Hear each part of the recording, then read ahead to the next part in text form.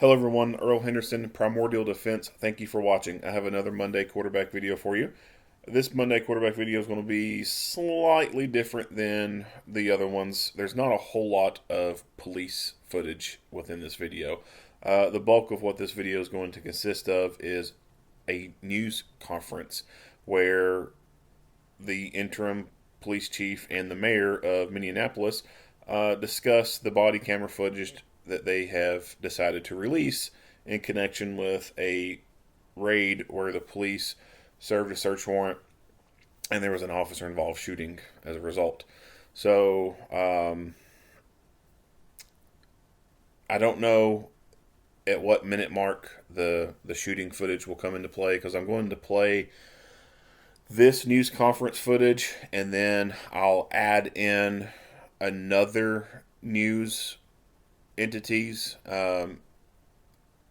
footage that happened at the end of this conference. So this first footage you're going to see is from KARE11.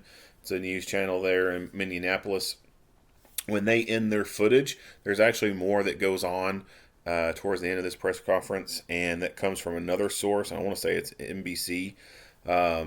I'll play that as well. I'll splice that in there, and then I'll show the body camera footage itself. So if you're wanting to skip through all the news conference stuff, go ahead. But I can't right now tell you exactly where the body camera footage itself is going to be at within this. But I highly recommend watching the whole video itself, because it's interesting. Without further ado, here we go.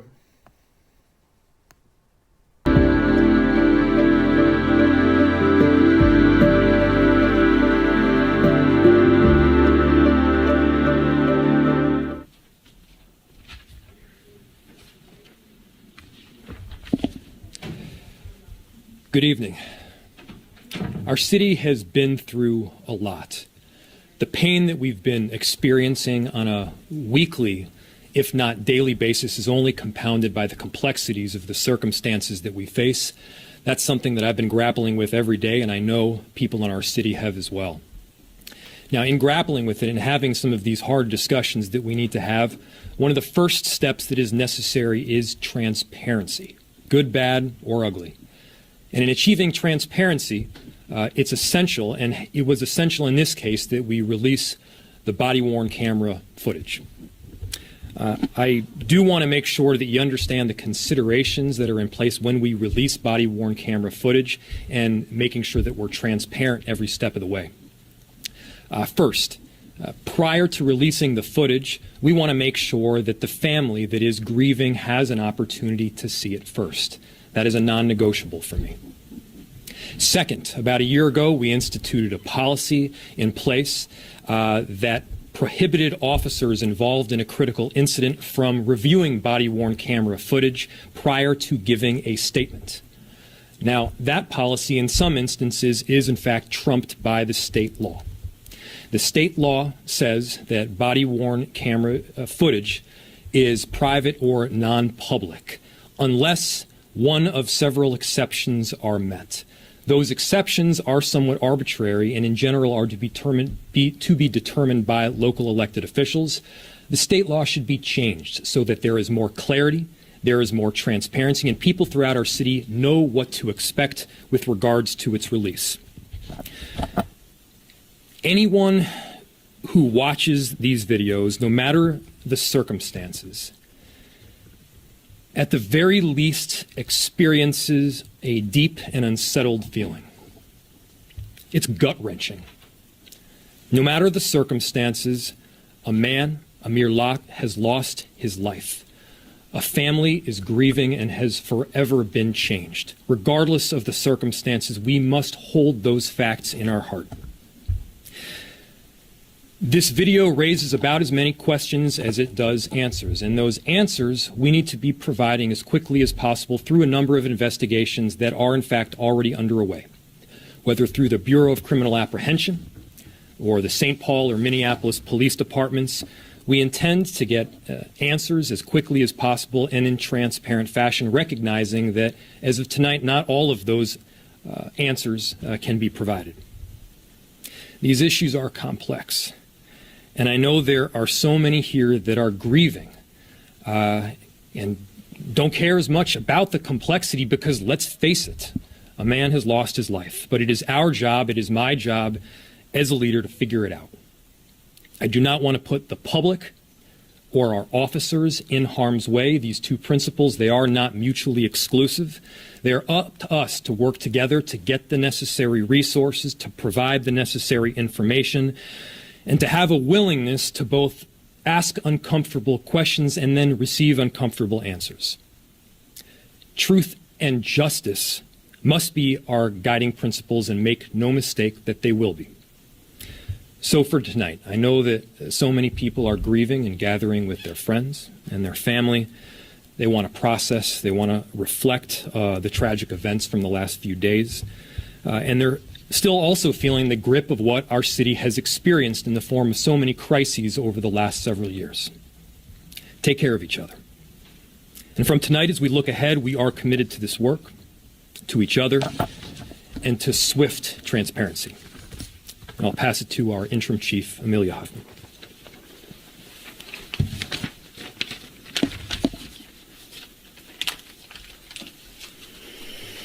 Thank you, Mayor. Good evening.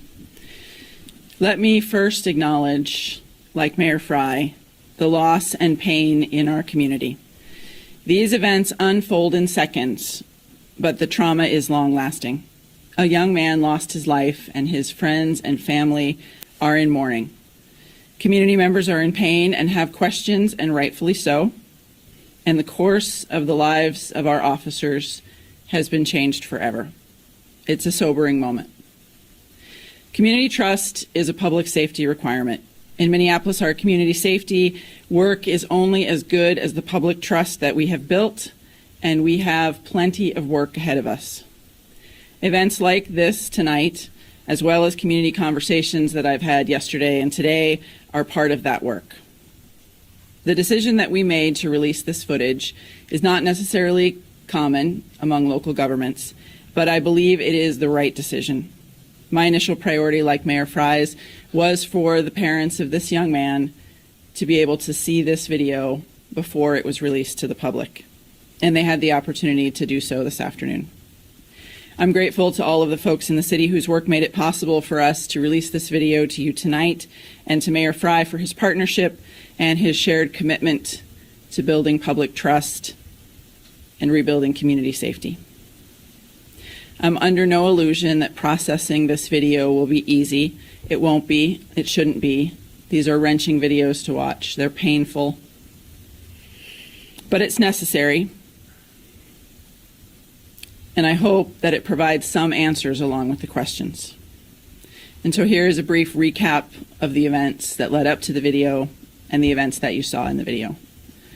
So as many of you know, this involves an underlying homicide investigation that was undertaken by the St. Paul Police Department. Their investigation led them to identify several suspects and 3 locations in the city of Minneapolis. And they asked the Minneapolis Police Department SWAT team to execute the search warrant at 3 apartments in the building on Marquette. Both a no-knock and a knock search warrant were obtained for those locations so that the SWAT team could assess the circumstances and make the best possible decision about entry. As you saw in the video, the team approached the door and they used a key. There was no need to force entry. There was no breaching. There was no ram involved. They used a key to open the door and announced police search warrant before they crossed the threshold. The team was announcing police search warrant as they proceeded into the apartment. Their job was to make entry deliberately to assess any threats that were inside. As they proceeded toward the back of the apartment, as you saw in the video, there was a couch. And you can see that there's a form under a blanket or a comforter that begins to rise up. The officers were approaching. They were giving commands to show your hands, show your hands. And as they got close, you can see, along with an individual emerging from under the blanket, the barrel of a gun, which comes out from the blanket. and becomes more fully exposed as you move frame by frame through the video.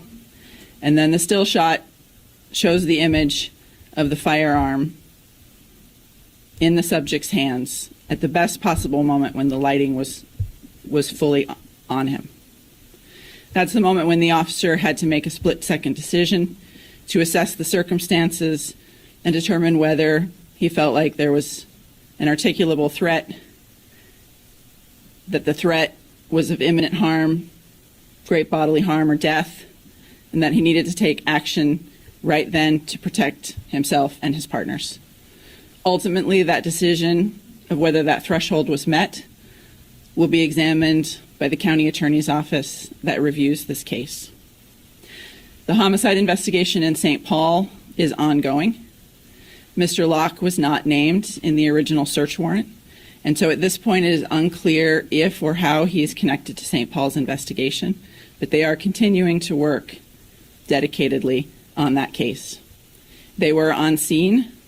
They did search and recover items that they believe are of evidentiary value in their homicide investigation, and that work continues. The investigation by the BCA is ongoing. The Minneapolis Police Department will also make an assessment of policy and procedure violations in a separate internal administrative investigation. There are multiple jurisdictions and multiple investigations bound up in this discussion, and that makes information sharing extremely complicated. I want to be direct with you. Due to the multi-jurisdictional considerations, I am limited in what I can say. I'm going to take questions, as will the mayor, and we will do our best. Chief, this was a cacophony. This young man, presumably sleeping, had very little time to react. He was probably stunned. I mean, are you going to look at your policies and possibly call this justifiable in the wake of everyone seeing this footage? So we will definitely look at all of the events in this case that led up to this incident. We will be re-examining our policies, of course. Our agency is committed to meeting best practices and tactical operations among agencies vary wildly. There is no single best practice for making these kind of entries. And even among agencies in the Twin Cities, agencies may use different tactics on different search warrants, and different agencies have different policies. So certainly I think that will be a valuable conversation. Was Mr. Locke a suspect in any crime at all? I cannot speak for the investigation in St. Paul because I don't have the facts of that case. But St. Paul is working to understand the evidence that they collected and the underlying facts of their homicide investigation. And I have been assured by Chief Axtell that they will make information public as soon as they have it available. Chief, this defines threshold, because you can clearly see in the video that no words were spoken by those officers before they entered the door. Yesterday you said that they were loudly announcing their presence and knocking at the door before, but that didn't happen. You saw it all in the video. Right. So in the video, they open the door with the key and announce police search warrant before they enter the apartment. That's not true. If you go back and watch the video, they do not say until they cross the threshold of the door. It's just not true. I definitely encourage everyone to view the video and make that assessment for themselves. Is it true that officers are only to speak one at a time when they come in? In other words, is that police training 101 that only one officer speaks? In these circumstances, why were all of them screaming and shouting at once in ways that you could not determine what they were actually even saying? So certainly when we're doing a more controlled action, like a felony stop, we clearly identify one person to be speaking. In this case, the officers were advancing into the apartment and also into separate rooms. And so you do have people giving commands, loud commands, and repeating police search warrant, police search warrant. Chief, yesterday in your statement, you specifically articulated that he pointed the gun in the direction of the officers. You did not use that language just now. Can you point to specifically in the video where he points the gun at the officers? Yeah, so if you look at that still image, even though you don't see all of the officers, the involved officer was just outside the frame in the direction that that barrel is emerging from the blanket. But it looked to me as if that gun in Mr. Locke's hand was pointed toward the floor. And certainly when the county attorney's office reviews that case, they will be carefully examining all of those factors. And I'm absolutely positive they will take a look at that. Of course, we all know these events happen very rapidly. And as there's a gun emerging in your direction, you're forced to make a split-second decision about when it's a threat. Chief Huffman, no, hold on. Chief Huffman, no, do not. Okay, I'm not a threat. I don't have a gun. Okay, don't treat me like I'm a threat. This is what I would call the anatomy of a cover-up. This is unacceptable. I'm sorry, it is. When I agreed to work with you on the work group, we talked about the importance of transparency and accountability. And here, what we are seeing is business as usual.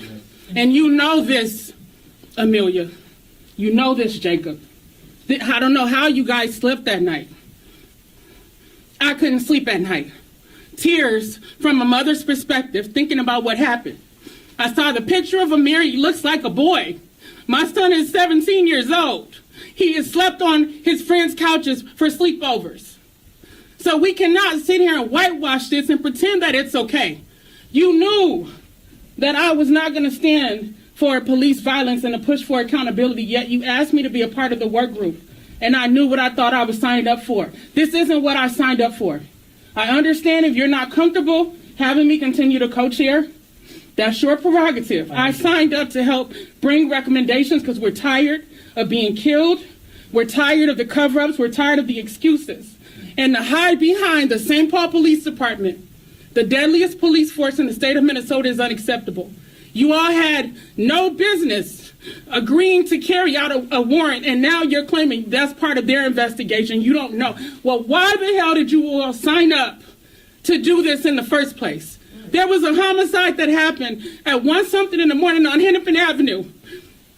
Someone was killed, and then the person drove away in a black SUV. They're still at large in Minneapolis, potentially a threat to residents. But you all go do something for St. Paul Police, and now you're trying to hide behind that decision. It's not acceptable. We are ready for change. When the people voted to re-elect you, Jacob, they not only showed that they wanted to see a new leader, right? Not saying you're not the person who got re-elected, you got re-elected. But what they were expecting is a new beginning. That's why they gave you more power and authority. So that is what we want to see as the residents of Minneapolis. We don't want to see cover-ups. We don't want to see whitewashing. People are asking very simple questions that have still not been answered. Amelia, you're saying you want to be the chief? Then act like it. Demonstrate integrity. Don't cover up for what those cops did. If they knew that the kid had a gun as he started waking up, say, drop your weapon. They didn't do that. One cop opened fire and took the life of a child who was trying to go back into his blanket. Any mom can see what happened there. So I can't tolerate the whitewashing. I'm sorry, y'all. We can't do this. I know you have your narrative. I know you have your script. And no, you guys didn't personally go shoot somebody. But you do have the opportunity to make it right, to talk about the fact that you changed the no-knock warrant policy. Where's the evidence of that? That wasn't present on what happened to Amir Locke. So if I'm going to be the co-chair of this group, I'm expecting strong leadership, I'm expecting integrity, and I'm expecting accountability. Yes. You guys aren't going to waste my goddamn time. And I don't care, you guys had your security trying to stop me. I can be used to come speak the truth about what needs to happen, but when it's time to call out these inconsistencies, these inaccuracies, the lack of information, I got to sit in the back or even not even be invited. I'm not here for it.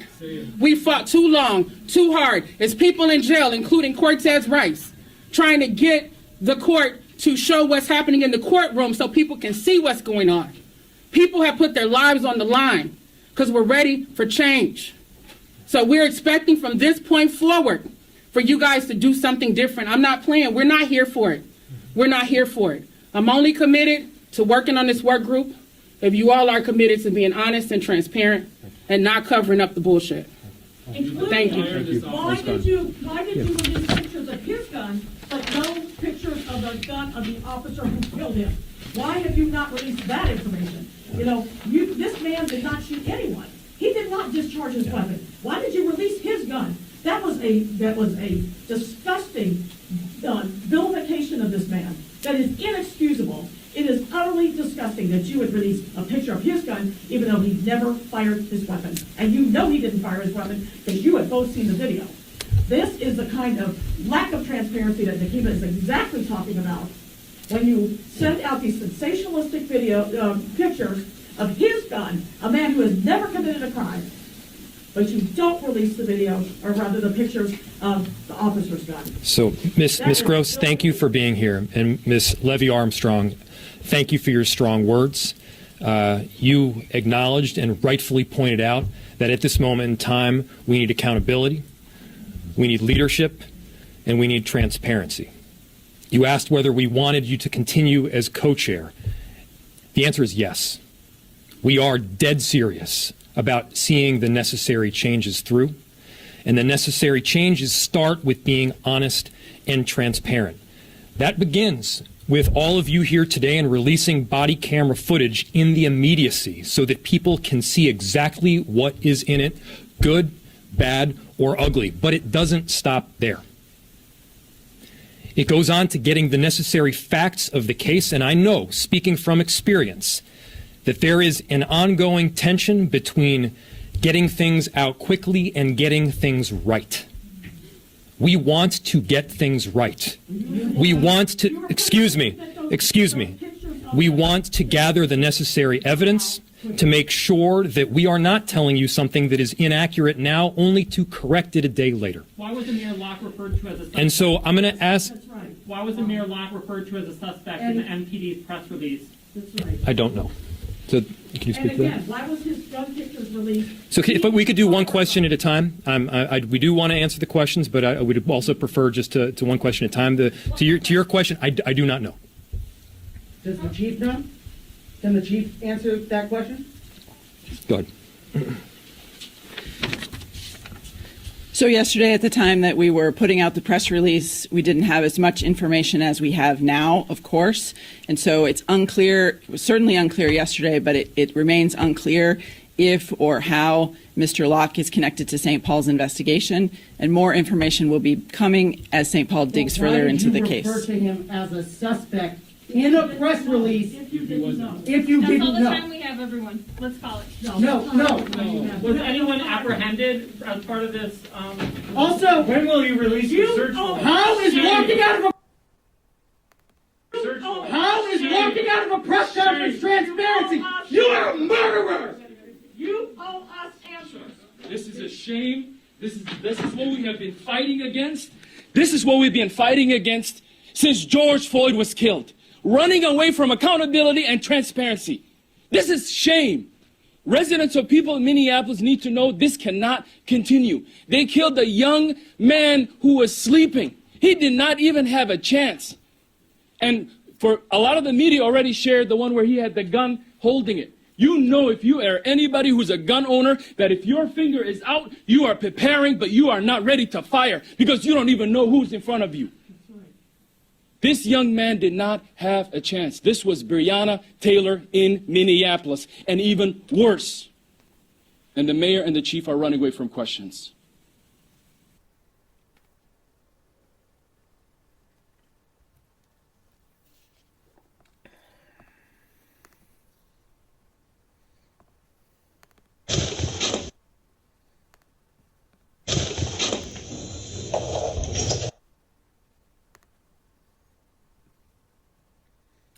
Five, four.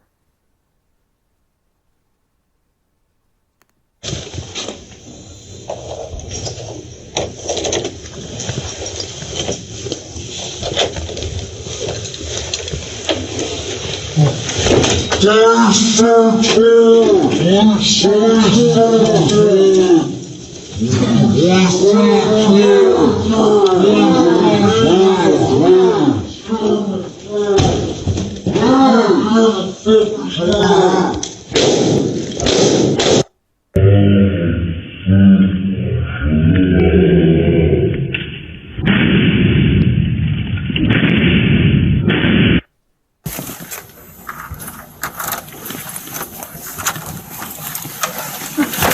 search for it! Please search for it! Please search for it! Hands! Get on the ground! Get on the fucking ground! Okay, so let's get into it. First, what I want to talk about is press releases and public information officer / public relations, and then I'll get into the tactic stuff. So first off, going into the press releases and public information officer, public relations stuff. This was a horrible press conference. This press conference did not end well for them, and the way that it ended horribly, I think, has hurt them in a way. When it comes to just like regular press releases and news conferences and stuff like that for just general things, a police agency releasing information about a new program they're starting, or they got a new dog, or someone gave them a donation and they're able to buy some certain equipment, or they're doing a news release on a missing child, or something just regular like that, or something as mundane as talking about how the public needs to write down the serial numbers on their bicycles, so when their bicycles are stolen and they can recover them, they can get it back to them. Something as mundane as that can be done with relatively no issues. There's not going to be a lot of sensation, I guess you could say, when your local police department does a press release on encouraging citizens to write down the serial numbers on their bicycles. Like, you're not going to have a lot of impassioned people getting up there yelling and causing a scene over that. So there are certain things that when it comes to press releases that I think is okay to do in person, and then there's some that I think it's just not a good idea to do it in person. And this is an example of why it's probably not a good idea to do these kind of press releases in person with a bunch of people, especially when the crowd is not properly vetted or monitored, I guess you could say. And I'll get into that stuff later. When it comes to officer-involved shooting type of briefings, or critical incident community briefings, as a lot of places call it, I think the best approach is to do a video recording type of presentation and then be able to release that to the news media, and also release it from either the police department's social media page, or YouTube, and or release it from the local city government's or county, state government's social media page. And the benefit of releasing it from their own page is they, of course, get to have the full presentation available for anyone to go to it and access it and see it in its entirety. Because some news media companies will take a presentation like that and they'll chop it up and they'll only show little segments here and there, because they do legitimately have a time constraint.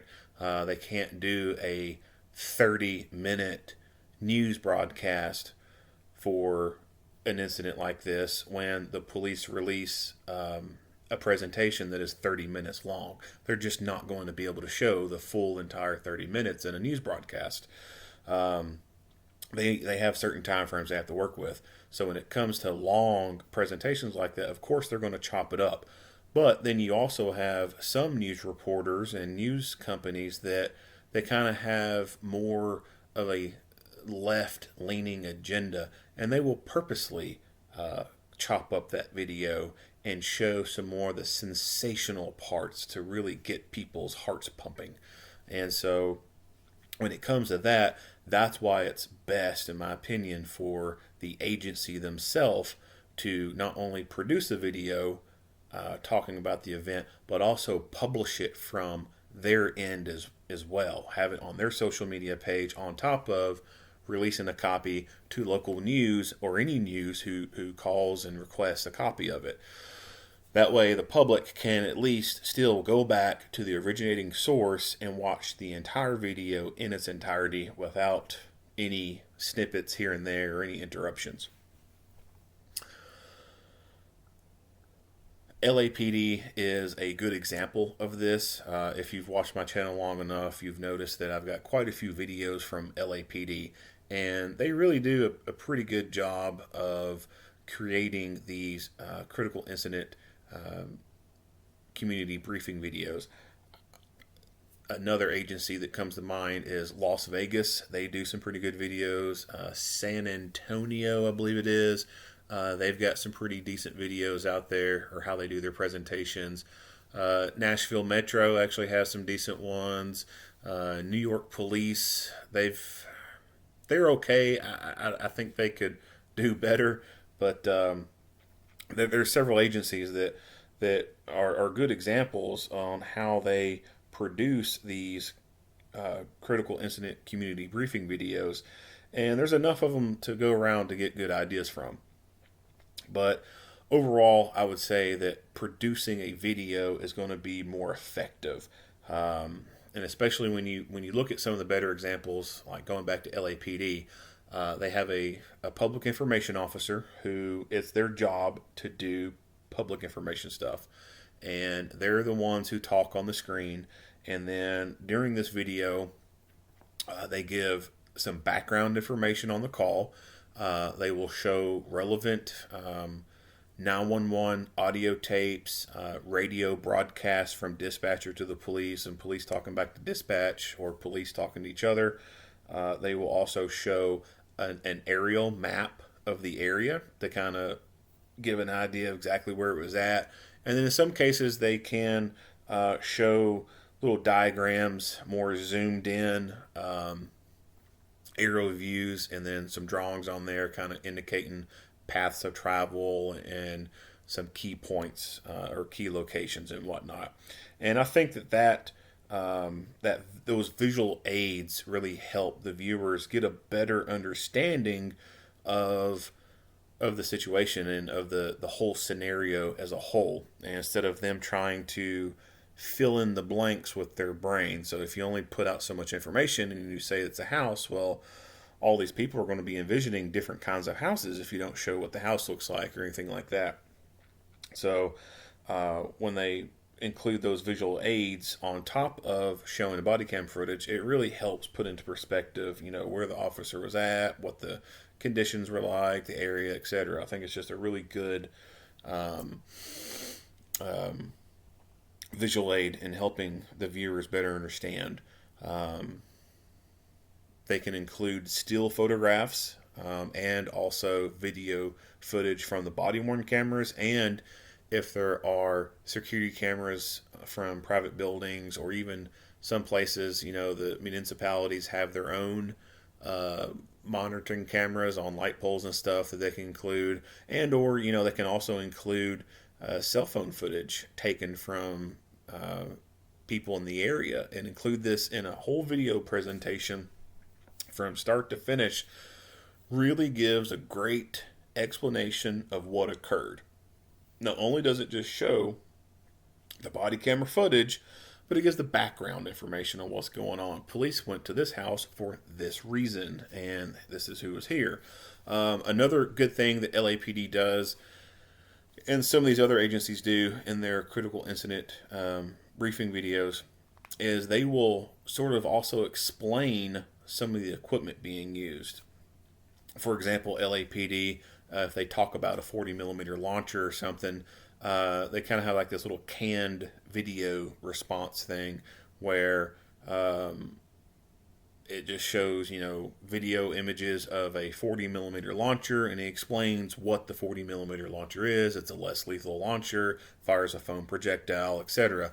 They even got a stock video thing for taser. They'll, when the video includes the use of a taser, talks about the taser, what it is, what it's used for, even the body camera. Like they have a little canned recording of explaining what a body camera is and how it only captures a general perspective from the chest level area, but it doesn't obviously show things that the officer could see outside of the frame of the camera.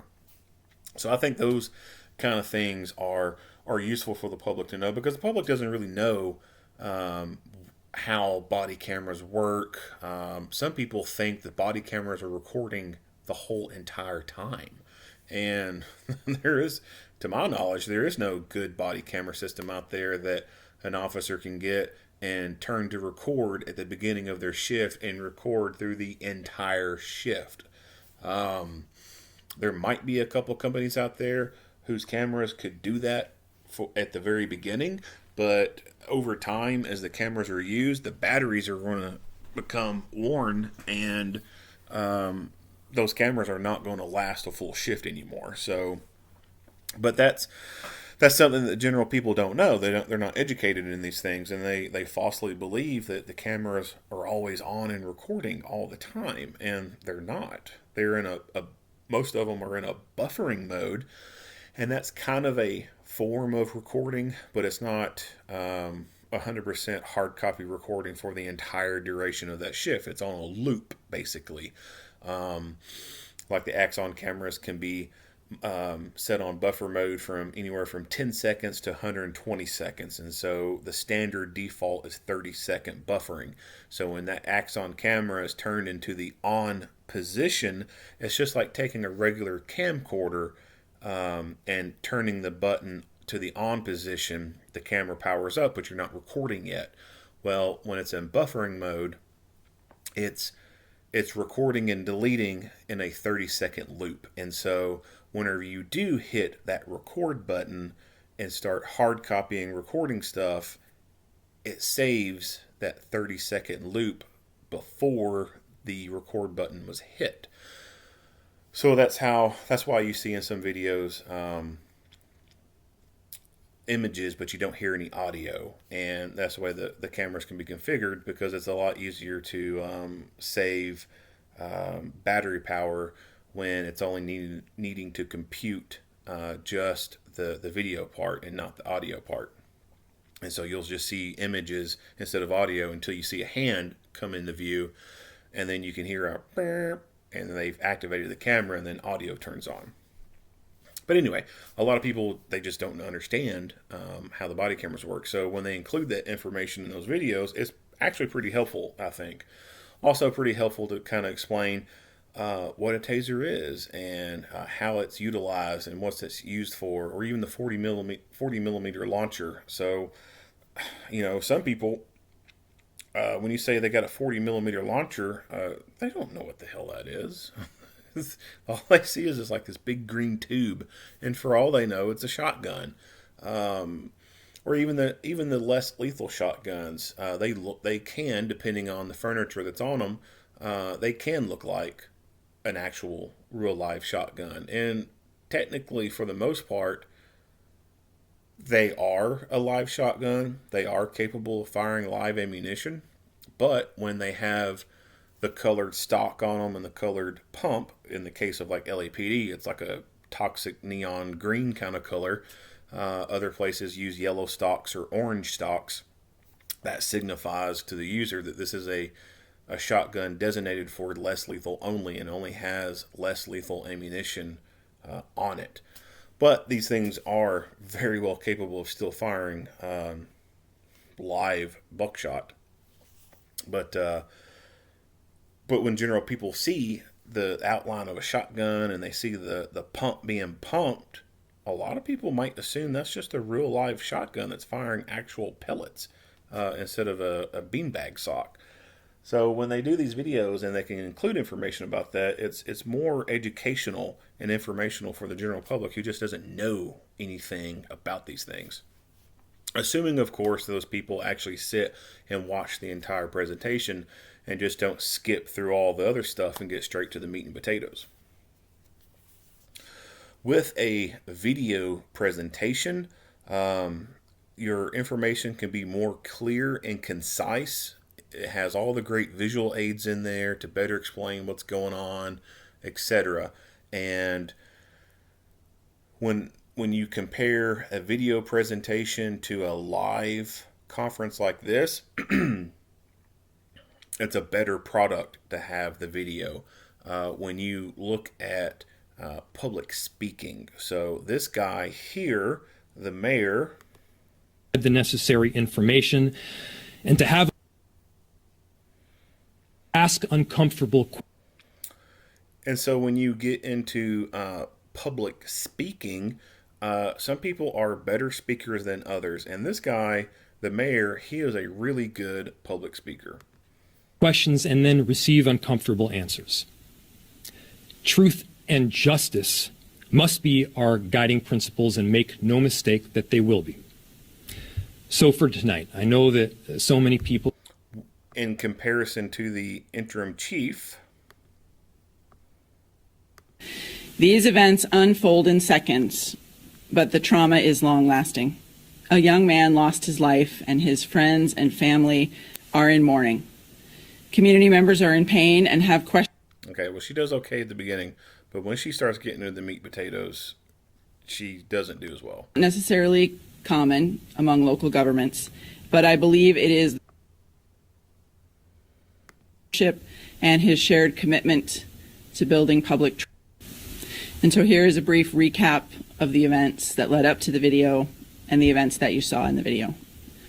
So as many of you know, this involves an underlying homicide investigation that was undertaken by the St. Paul Police Department.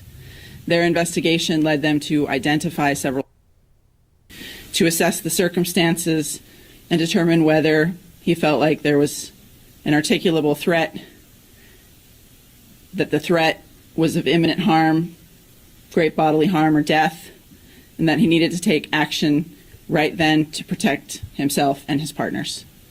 Ultimately, that decision of whether that threshold was met will be examined by the county attorney's office. So, like I said, although she did okay at the beginning, as she went on and then really started getting into the meat and potato of things, you can kind of detect that her voice is cracking a little bit. She's not in her comfort zone whatsoever. I don't think that public speaking is one of her strong suits. The mayor, however, like, this guy gets an A+ for his public speaking. Like, he's really good at it. The pain that we've been experiencing on a weekly, if not daily basis, is only compounded by the complexities of the circumstances that we face. That's something that I've been grappling with. Even after the whole temper tantrum incident, like, I think he handled this part really well and turned it around, and even started talking with the same kind of confidence that he had at the beginning of it. Leadership, and we need transparency. You asked whether we wanted you to continue as co-chair. The answer is yes. We are dead serious about seeing the necessary changes. So you can tell the difference between him and her. He is a lot better public speaker than she could ever dream to be. And this is an important aspect when you're doing news releases. You want someone who is going to be able to speak with confidence, because when the viewers see this, the viewers start to form impressions. If you have a speaker up there who is not a strong public speaker, they don't seem confident in what they're talking about, they don't seem authoritative in what they're talking about, they got the shaky voice, and they seem uncomfortable, and they say and a whole lot. It doesn't instill a whole lot of confidence in the viewer, and the viewer can start to dismiss whatever that speaker has to say because they've made that decision in their head. Well, this person knows what the hell they're talking about, even though that person could know exactly everything, 100% what the hell they're talking about. If they can't speak in a good manner, in a professional manner, then the viewers will start to dismiss them. And in cases like this, when it comes to public support of police, when the public speaker doesn't really convey that well of public speaking, then some of the people watching it can start to lose trust in the entity that they're representing. So when it comes to public information officers for agencies, I think that the practice of choosing a person who's going to excel in that situation is paramount. It's crucial. It is extremely important to have the right people in your public information officer role. One agency that I referenced, I believe it's San Antonio, Texas. I've done a few of their videos on the Monday Quarterback Series, and their public information officer isn't even a police officer.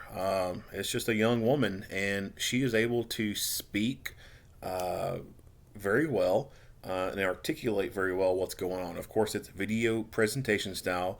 I don't think that I've seen her do a live news conference or anything, but the way she's able to project herself and whatnot, it conveys a lot of confidence and just really makes it seem like she really knows what the hell she's talking about.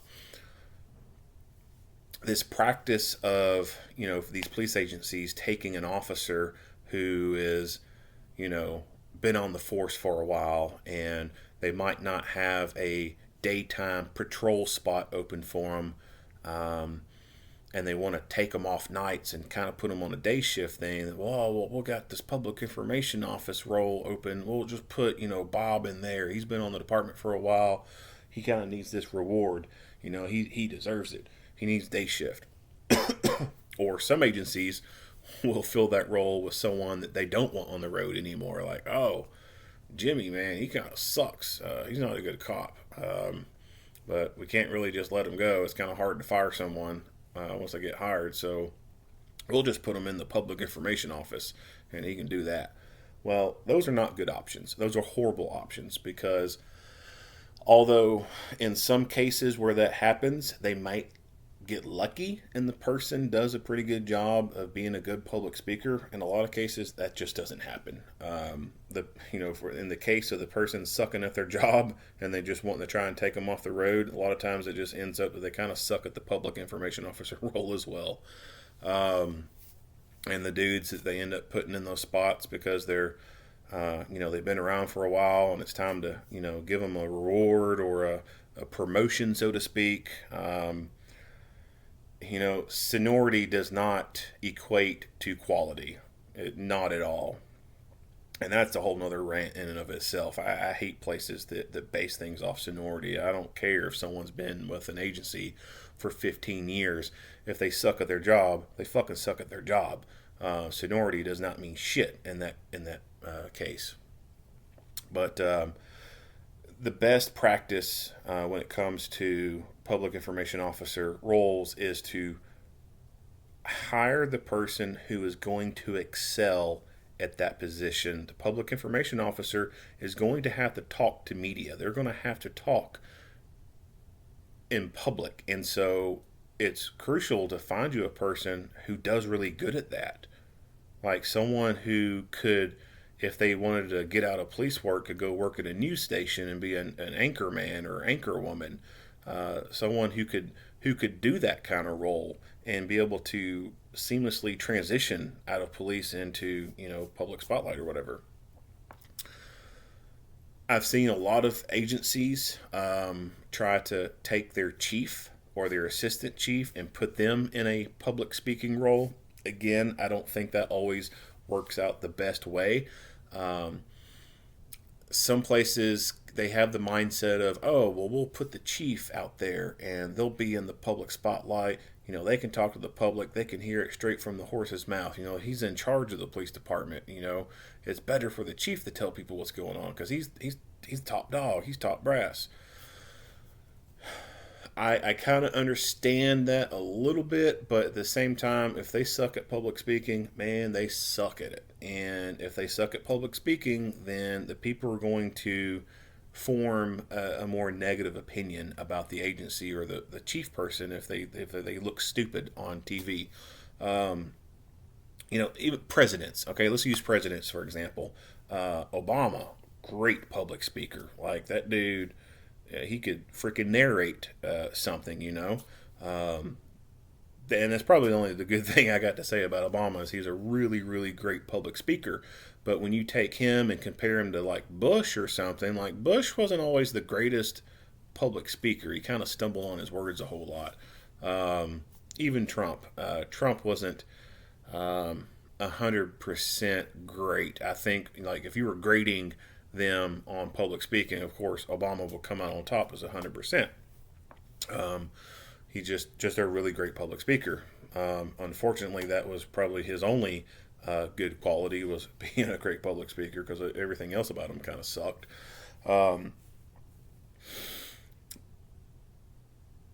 But people, even though he, again, even though he kind of sucked at everything he did, people ate him up. Like he was a good public speaker. Like listening to his speeches, like he can talk, and that's the kind of person you need in a public information role. Someone who is just able to talk flawlessly and project that kind of confidence to adequately represent your organization. So for these things, recap. I think it's best to do a video presentation, put all the relevant information on there.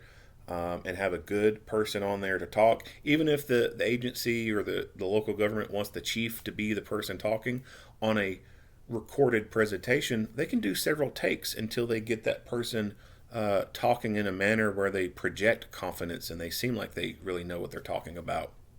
And they don't have the public kind of forming a bad opinion on them because they kind of suck at talking on camera. So with the video stuff, you can do several takes until you get it right. When you do it in person, you get one take and one take only. And if your person sucks at public speaking, you done tanked it right there. Choosing a good person for the speaking part, especially if it's going to be in person and be live. Like you really need a strong public speaker. When it comes to incidents like this, where they're doing a news release on an officer-involved shooting, and especially when it's going to be something they know is going to be sensationalized, I think it's a wise tactic to, quote-unquote, pick your battles.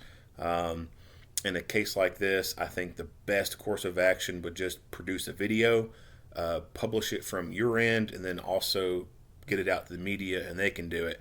That way you eliminate all these hecklers in the crowd and these people who are just basically making accusatory comments disguised as questions.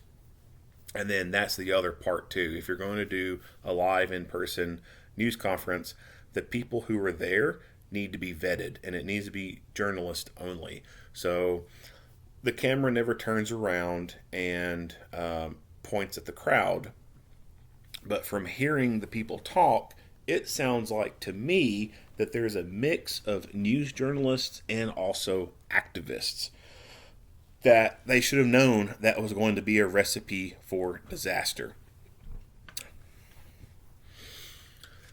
The people that they should have had in that room should have been journalists only.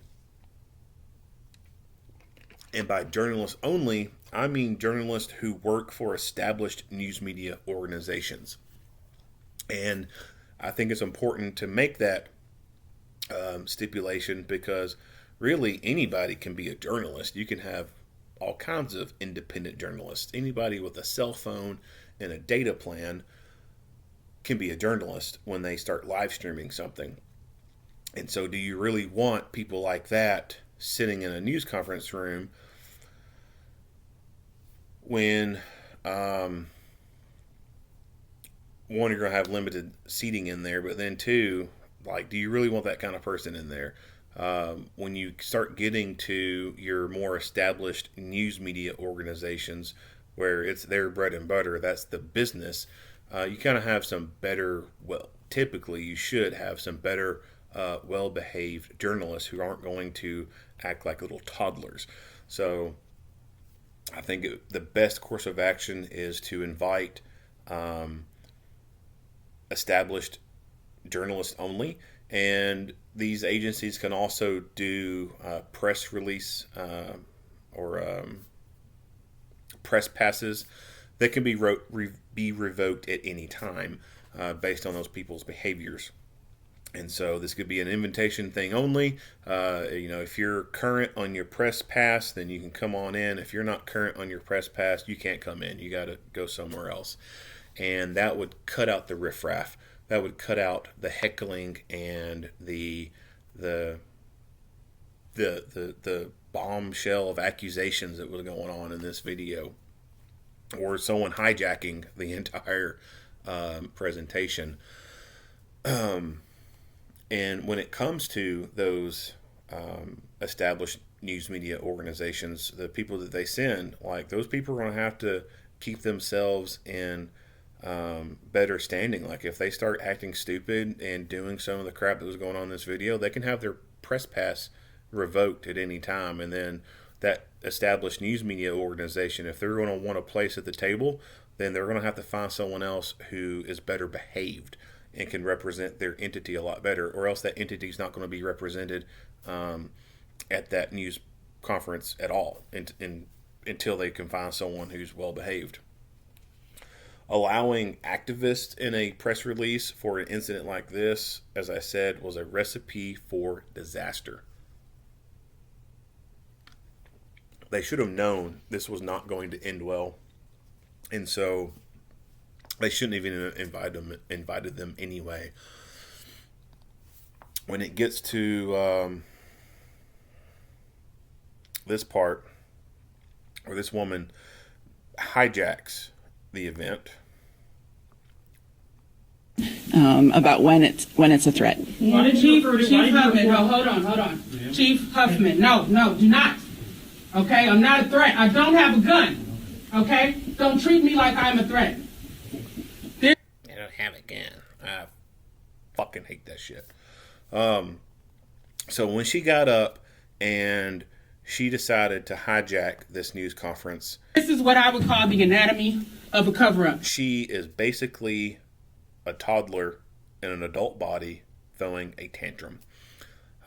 They failed in maintaining control over their news release by allowing her to act the way she did.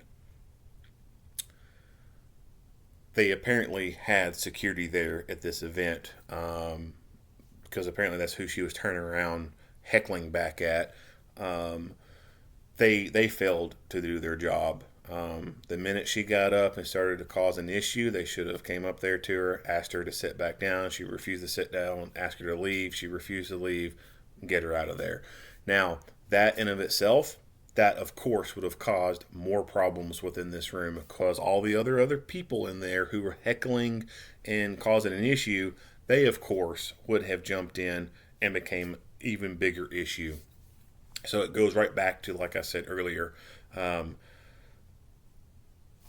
having journalists only in there and not also including activists, because it's going to end miserably, as it did in this news conference. This conference ended horribly. But they allowed her to hijack this thing and basically ruin the whole news conference. Their objective in trying to deliver good information out to the public in field questions was ruined. Their mission had failed pretty much, and it kind of failed at the beginning. This was a lose-lose situation, in my opinion.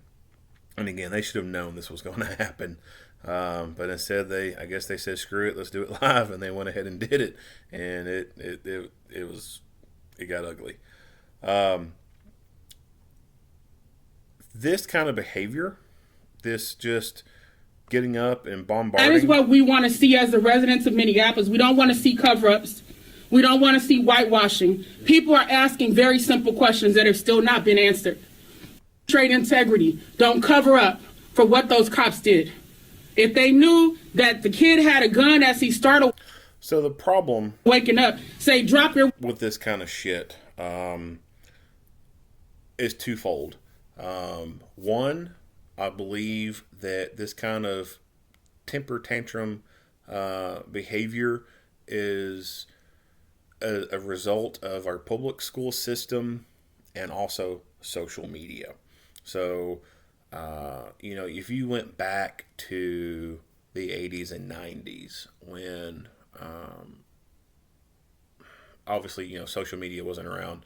The closest thing to social media that could have been coming around, in my opinion, probably could have been like maybe, AOL. But even then, that was pretty limited, and information just wasn't being shared like it is nowadays.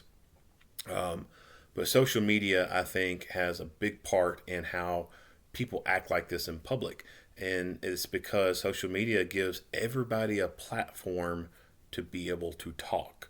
And everyone, when they have their own platform and be able to talk, they feel that their word actually matters.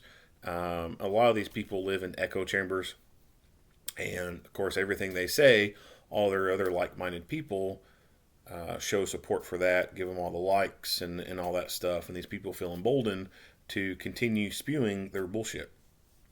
So that's one part of the problem, is social media has given everyone part of the feeling that they have a platform to speak and that their words matter.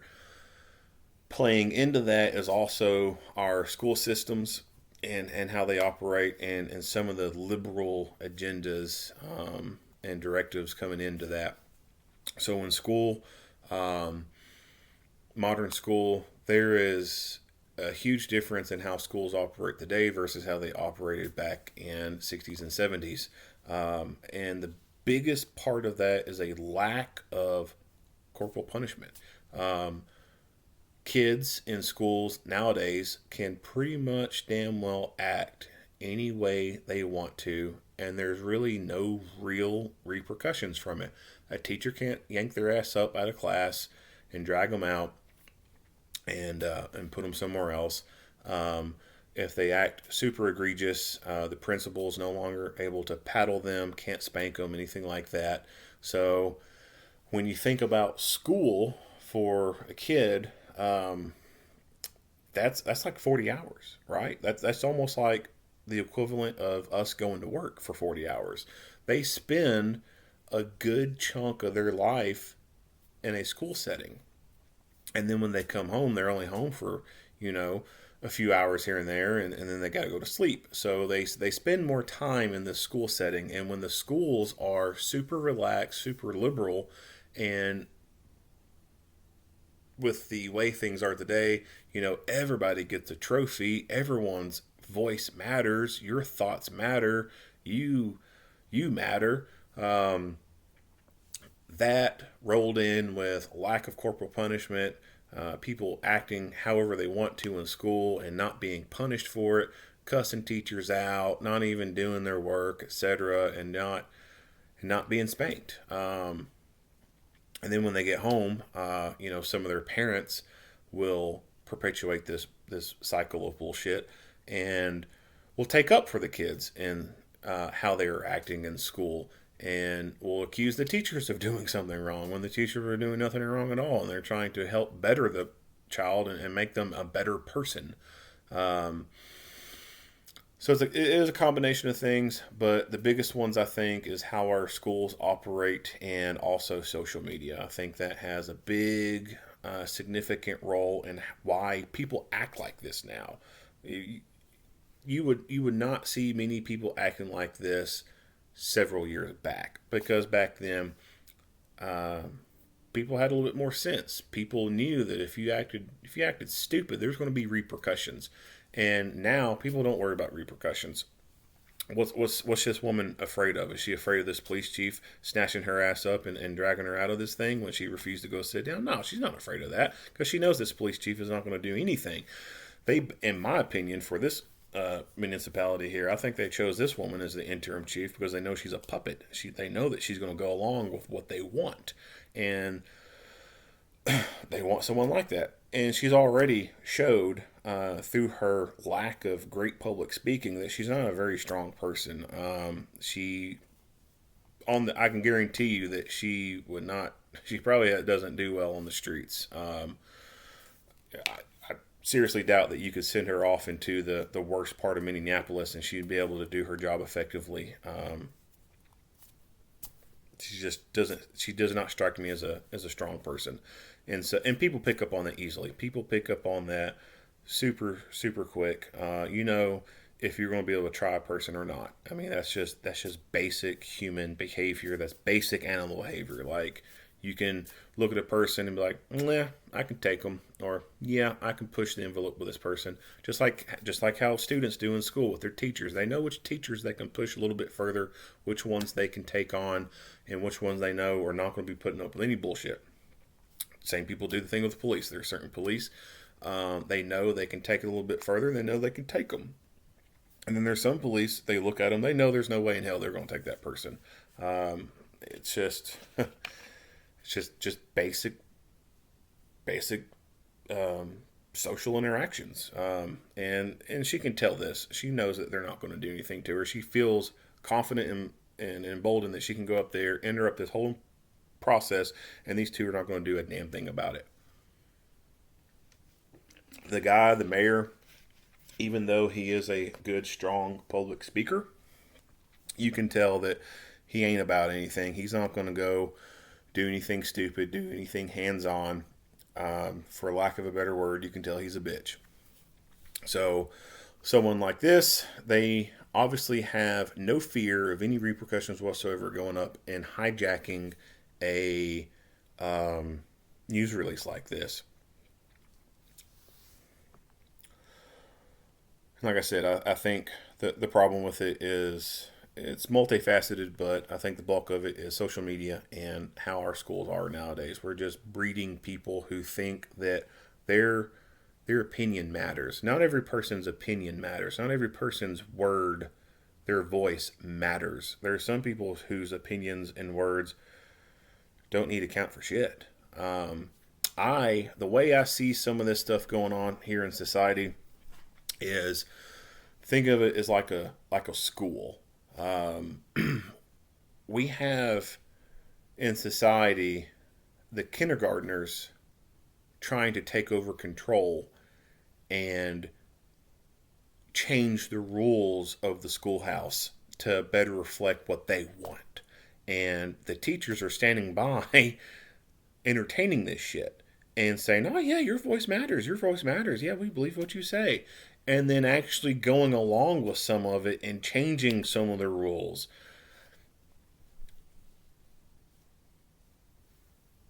And it is turning into a freaking madhouse when the kindergartners and the first graders are getting the rules changed in their favor. This is all this in society, is the kindergartners and the first graders are getting the rules changed to benefit them.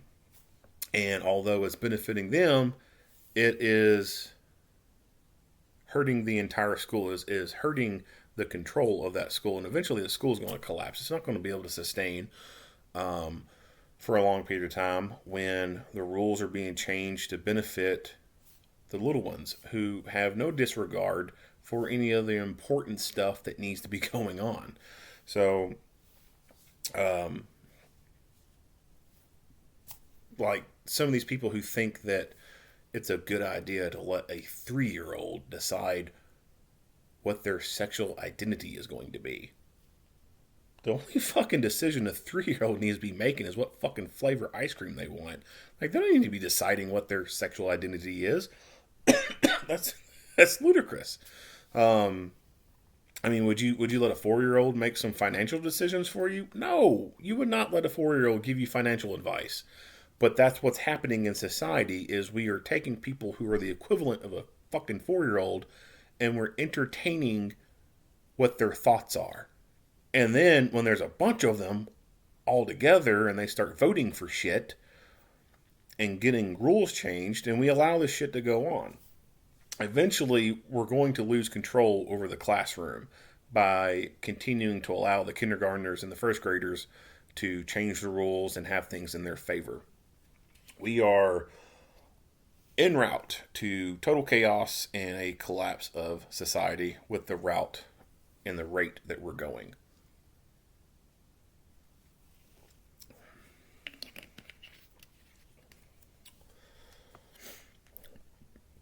So, another thing that I noticed during this is, of course, they walk out, and at the end, which this one ends early, and then on the second video that kind of shows a little bit more after it, you see the guy get up, and he goes up there, and he's like, oh, this is what we're talking about. This is what we're trying to end, blah, blah, blah. You can obviously tell that guy is not a journalist. He's some type of activist. So, like I said, controlling the newsroom, so to speak, and only letting in actual journalists would be a better tactic to make sure that a news conference doesn't end horribly like this. Because this looks bad. It really does. Like, you have your interim police chief and your mayor getting up and leaving in the middle of a press conference. Release. If you didn't know. If you That's all didn't the know. time we have, everyone. Let's call it. No. Was anyone apprehended as part of this? Also, When will you release your search warrant? how is walking out of Like, I understand why they did that, because they lost control over this event, and the hecklers in the background were doing nothing but making accusatory comments disguised as questions. They were baiting them, essentially. There was no real information gathering as a real news conference or press release would normally go. This was activists and far left people saying, hey, here's our chance to throw punches at these people. Let's do it. And this press conference ended horribly. So that's why they left out. They knew that this was an uphill battle. There's no way that when you have all these little children in the crowd, asking all these,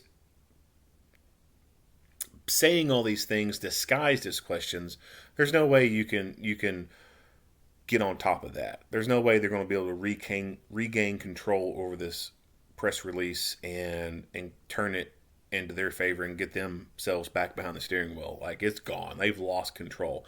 And that's why they left. But it really sucks for them when all the cameras are still there and they're still rolling and they've left. And now these other people start getting up and talking, and now they have the floor. Now they have the platform to speak to all these cameras.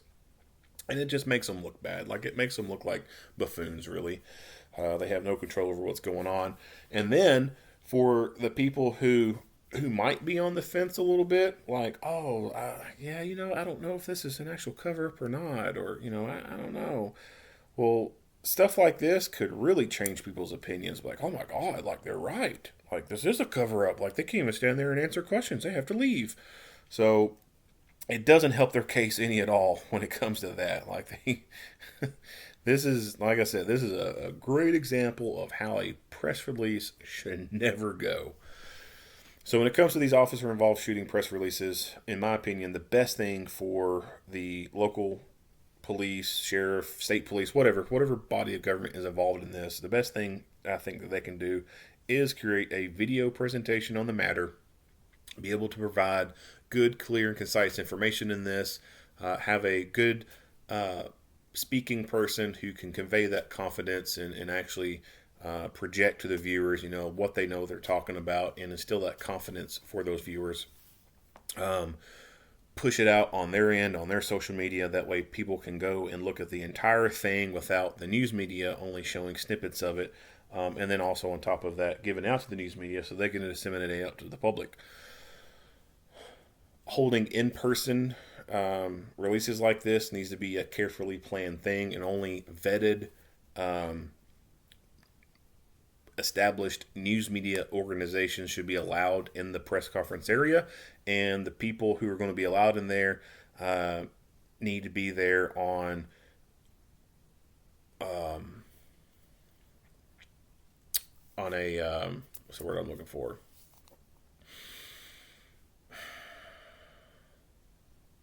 I can't think of the word, but they need to be there on the basis that if they're there in good standing and good behavior, then they could remain there. If they start acting stupid, then they will never be invited to another one again for a predetermined amount of time, or just not at all. And that news media organization will have to send someone else to be able to gather information to put in news publications.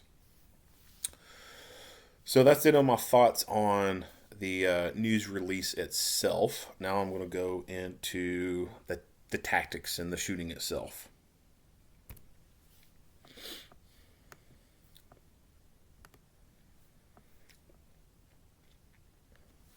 Five, four. So the shooting video itself is very short. This one that comes from Fox 9, it is 54 seconds long. The first part of it is a slow motion version of the video, and then the regular video itself that's not been slowed down is actually pretty short.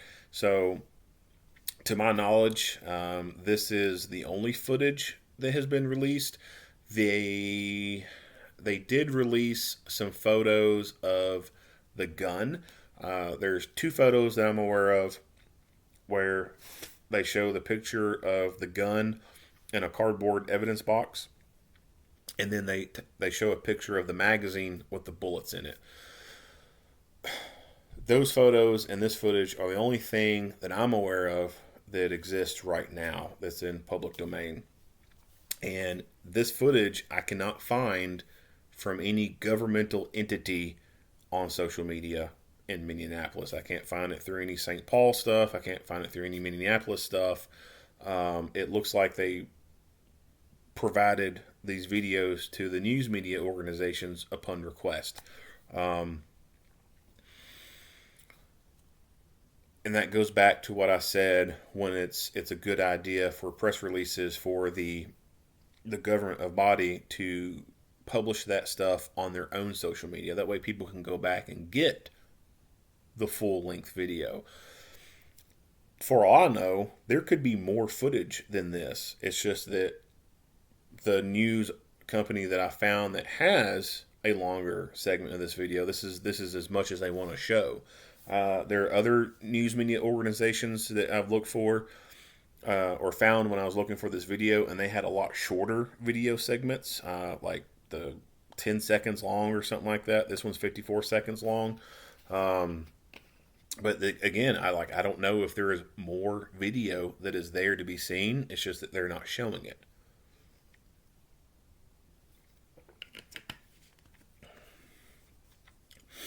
We know that the police obtained 2 types of warrants. They obtained regular search warrant, where they have to knock and do stuff like that, and then they obtained a no-knock warrant.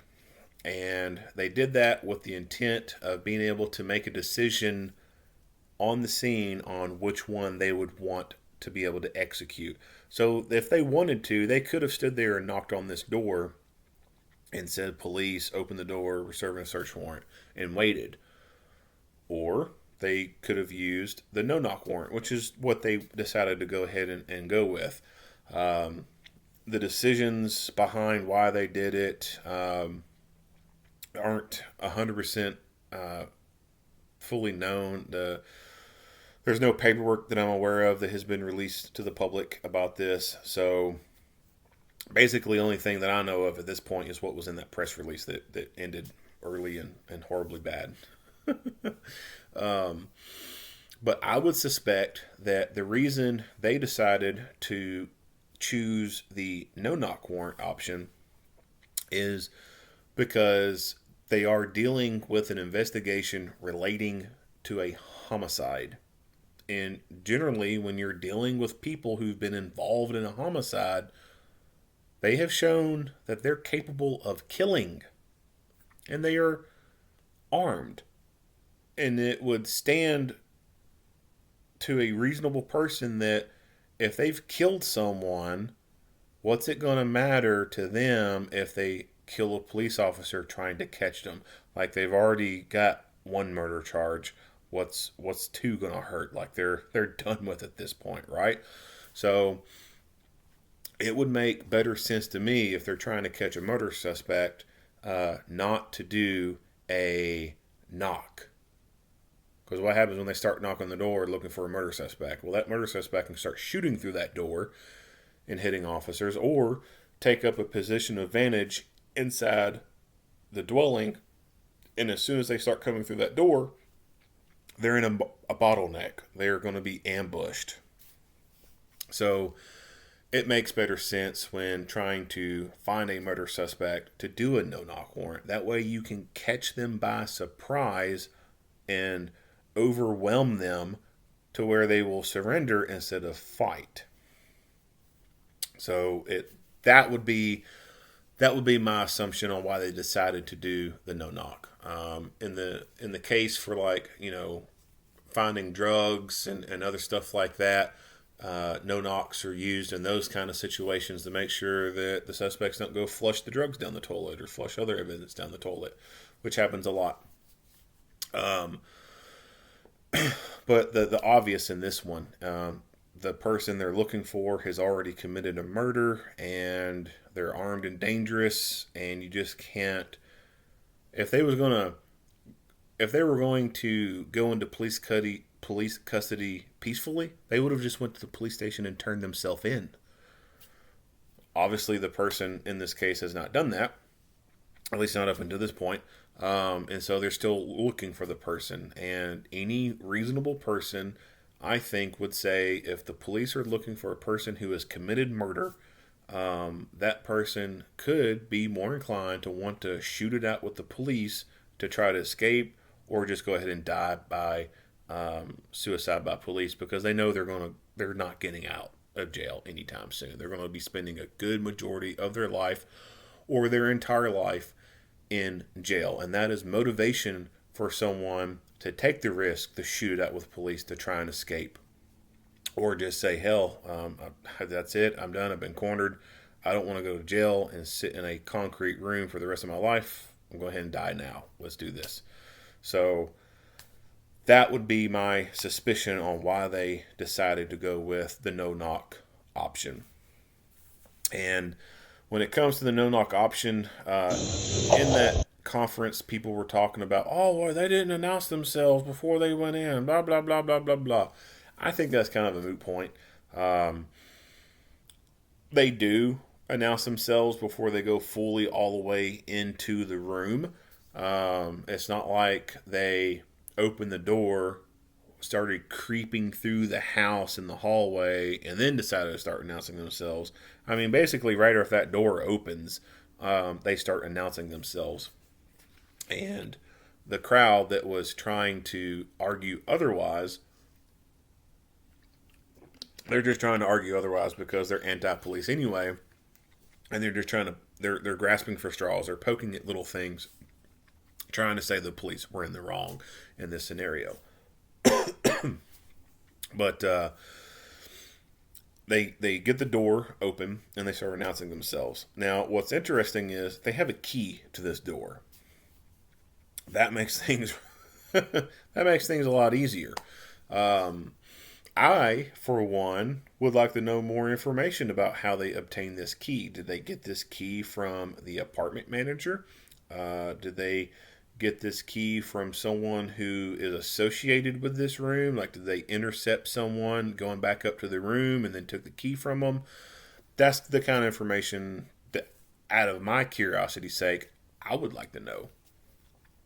If it was the apartment manager who decided to give them a key, then that brings up some things in my mind. For one, I could see a property manager doing that when they've been furnished a copy of the warrant, just as a way to say, okay, all right, well, please don't damage my door because I'm going to have to pay to have that replaced. Here's a key, just unlock it. I could get that.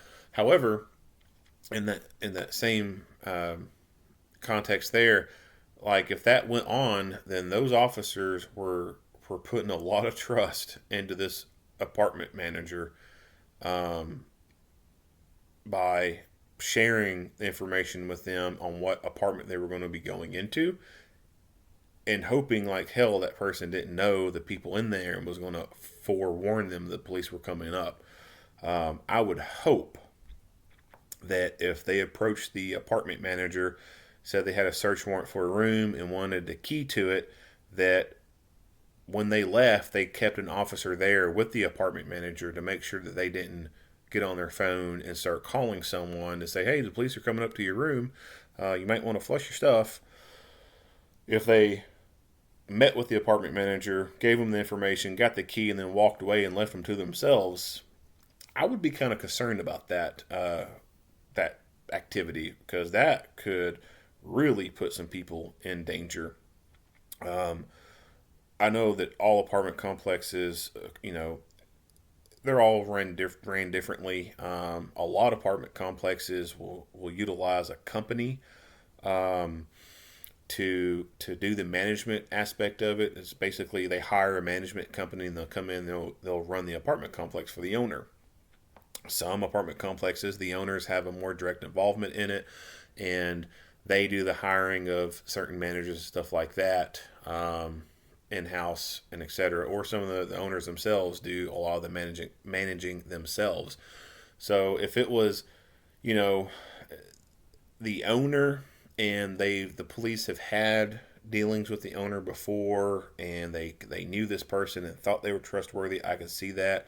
But if it's one of these apartment complexes that uses a company, well, a lot of these places, they cycle through managers. I mean, it's kind of like at Walmart. They can't keep some people for a very long period of time. These people, they move up, they go to different complexes. They start off at small ones, and they go to medium, they go to large, and the super large, whatever. So there would be a lot of risk, in my opinion. Excuse me. There would be a lot of risk, in my opinion, going up to an apartment manager who is someone who's hired by or works for a company that's a management company, because they're in and out a lot. And there's also some of them who are a little bit more less professional. And even for the apartment complexes where the owner hires in-house, some of the people that they can hire can be a little bit more less professional and can mingle with the very kind of people that they would be searching for. So it would just be risky, in my opinion, in some cases to make the approach to the apartment manager and tell them what room they're going to and get the key for it, and then just leave them by themselves, because that could very well easily allow someone who knows the person in that room to give them a phone call and give them a warning that the police are coming up there. But anyway, they get the key and they unlock the door and make their entry. So I'm going to skip through the slow motion part. And we'll get to the regular speed one.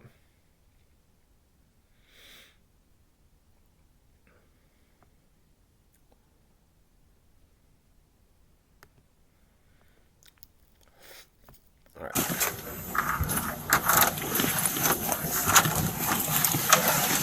Please search for it! Please search for it!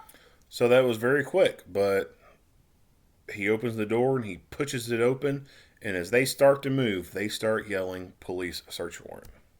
I'll hit rewind, do that again. Please search for it! Please search for it! Please search for it! Please search for it! It's very clear to me that they start yelling and making announcements before they start fully breaching the room. They start yelling it the minute they start moving. They're still outside when they start yelling it.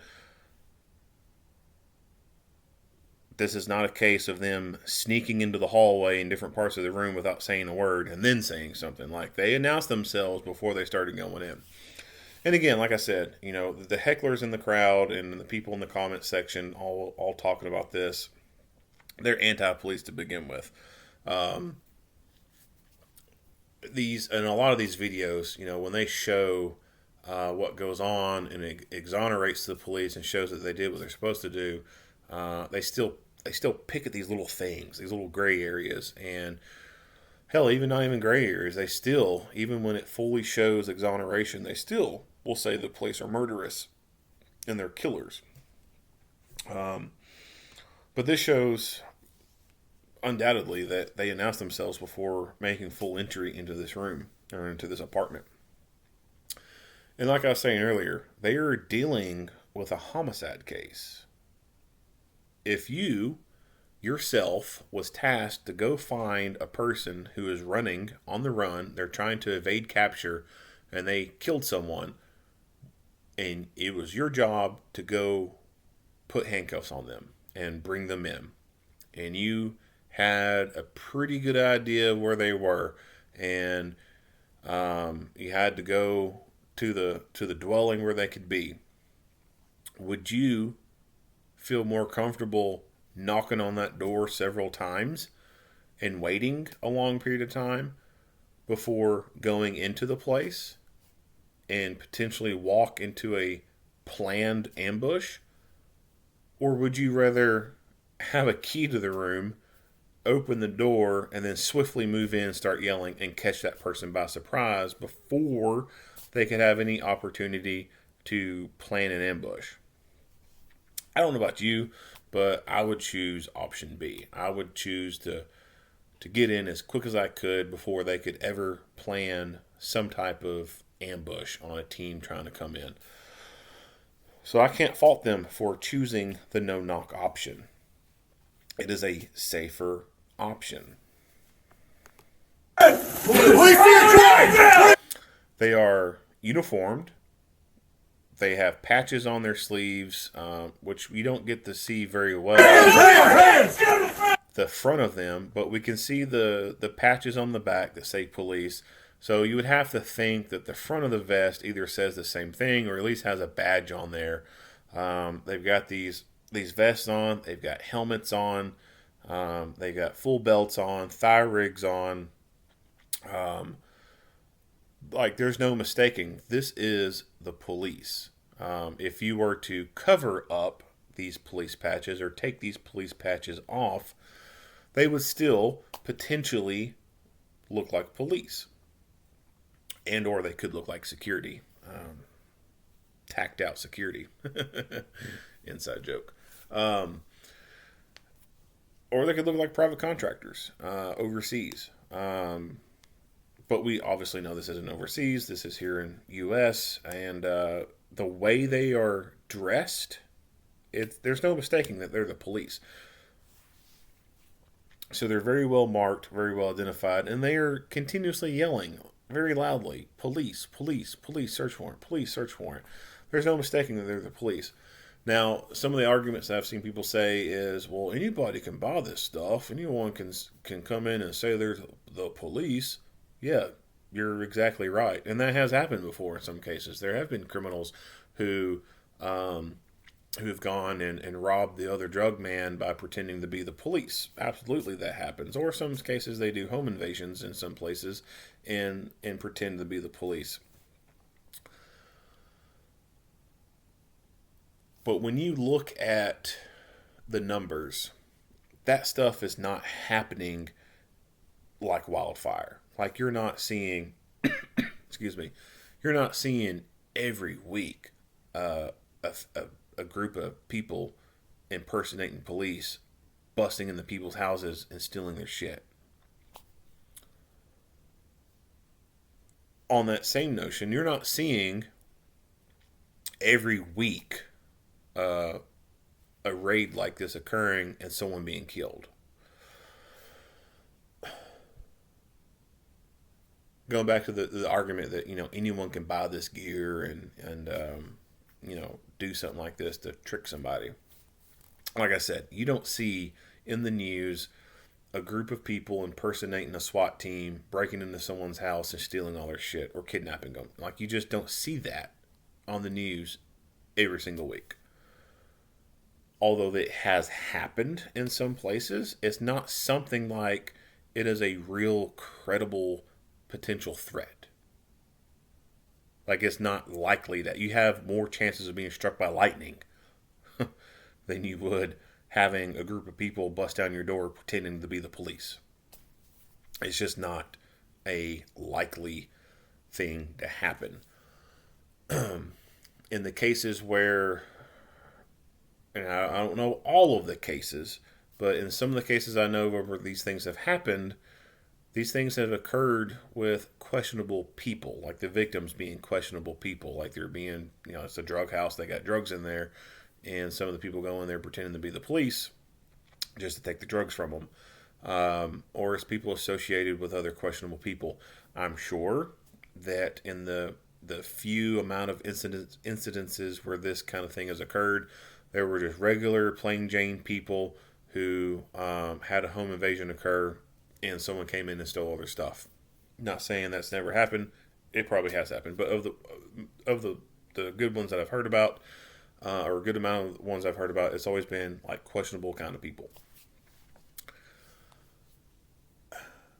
There have been incidences where the police got the address completely wrong and went in on the wrong place. And that actually happened in my town.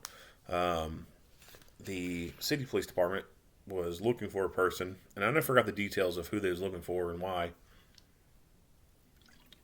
But they were looking for a person, and the detective had did a search for the person and had found that the information of their last known residence was a house. And they, excuse me, they did a drive-by of the house, if I remember correctly, ascertained that the house was obviously still there, and it appeared to still be vacant. And they got the warrants and everything together and got the team together, and they went and raided this house. Well, what they didn't know was that person no longer lived there, and another person bought the house and moved in. And that's who they rolled in on, was a completely brand new homeowner in their own house who had no associations whatsoever with this other person. And the woman, I can't remember exactly where she was at, but the man of the house, he was in the shower, or he was just coming out of the shower and was basically butt naked when the police rolled in.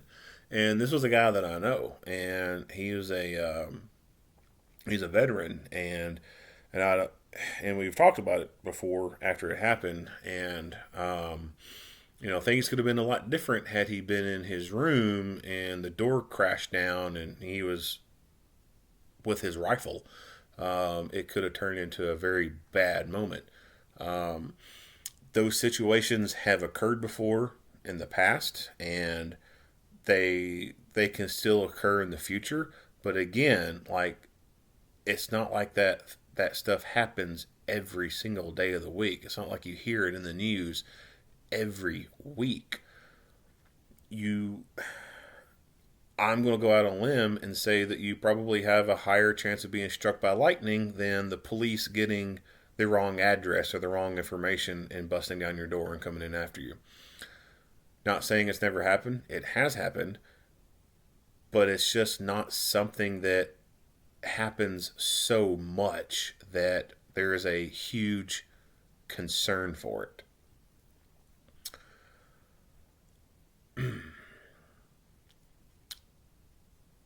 For the people who are law-abiding citizens that this could potentially happen to, there's just, like I said, there's probably more likelihood of you being struck by lightning than a SWAT team getting information wrong and raiding the wrong house and coming in and getting into a gunfight with you.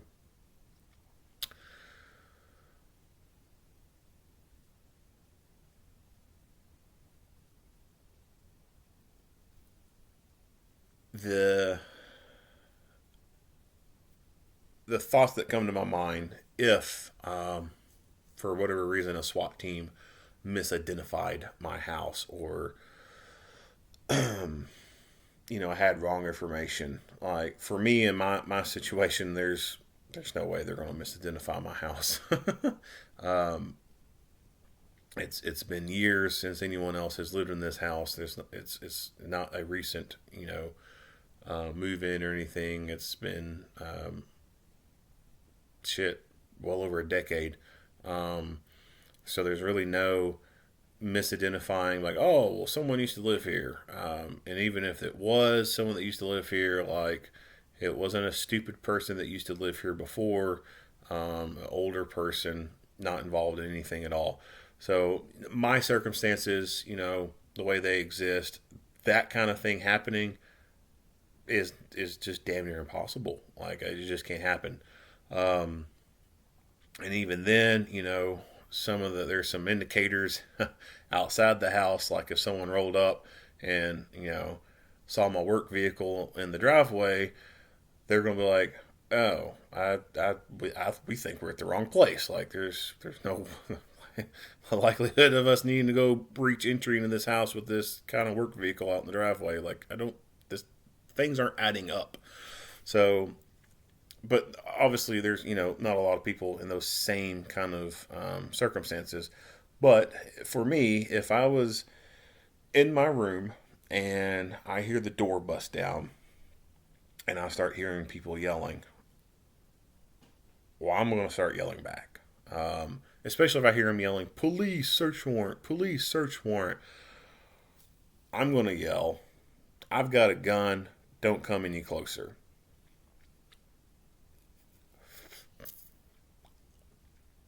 At that point, it would seem logical that anybody on a team would hold up and not push any further into the house once they've been verbally challenged like that. If they were verbally challenged like that and they decided they want to push forward and come down that hallway after being told very loudly, I've got a gun, don't come any closer, then they're probably going to deploy noise flash diversionary devices. And once a couple of those things go off in the hallway, I think at that point I'm probably going to really believe that it is the police, because that shit, regular people can't get flashbangs. You just can't go to Amazon.com and order flashbangs. You can order some crappy airsoft imitations, but they in no way whatsoever sound like a real flashbang. And I know what real flashbangs sound like, and if a couple of those excuse me, a couple of those start going off in my hallway, that's going to be an indication to me that I'm probably really dealing with the real police at this point. And if there's that moment where there's a pausing, after, I've yelled, I've got a gun, don't come any closer, stay where you're at, and they're sitting there and they're going to be yelling out, most likely they're going to be starting giving verbal commands. Step out of the room with your hands up, blah, blah, blah. And depending on the setup and everything, if they got their radios connected to their ear pro, then chances are, might not hear any radio chatter. But if it's uniformed officers with TAC team guys, then at least hopefully probably maybe hear some radio chatter in the background.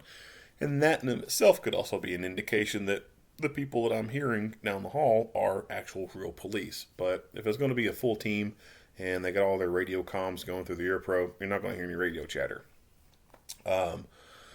So long, in my thinking, so long as they're still hanging out in one part of the house and not fully committing to going all the way down the hallway to come to me, I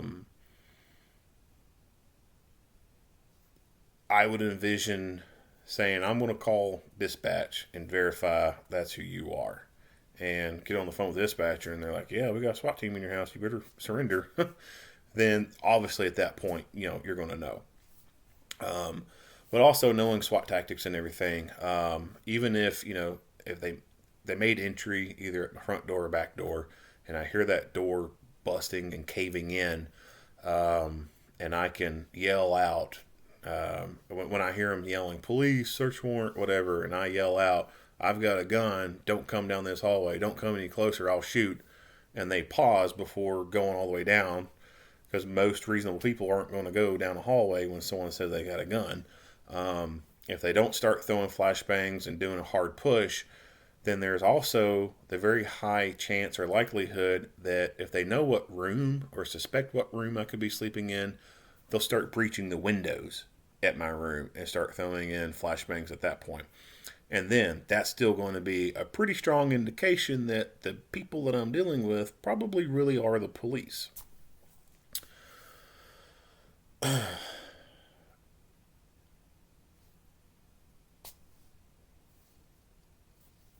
So I think that if you are in a legitimate fear that the police could somehow misidentify your house and mistake you for being a criminal, and they're going to do a raid on your house by mistake, then if you hear the door crashing and you start hearing police or people yell police, then yell out, "I've got a gun. Don't come any closer. I'll shoot." So long as they haven't made it to your room yet and they're still somewhere in the house, but they're a little bit away, I guarantee you, chances are they're going to hold up. They're going to hold their position where they're at. And they're going to start issuing verbal commands for you to come out. And if not, they're going to start coming down that hall, deploying flashbangs, and stack up. And like I said, once you start hearing fucking flashbang grenades going off in your house, that's going to be a really good indication that you're dealing with the real McCoy, and you're not dealing with some meth head who ordered some shit off Amazon, because you can't find real flashbangs on Amazon.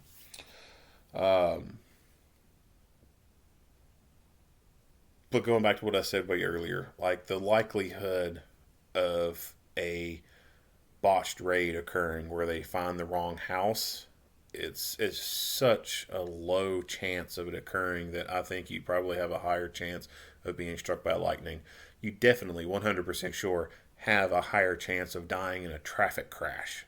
You probably have a higher chance of being struck by a police car and dying than you do a SWAT team misidentifying your house or getting the address wrong and doing a raid that ends up in you dying. Like there's other shit to worry about.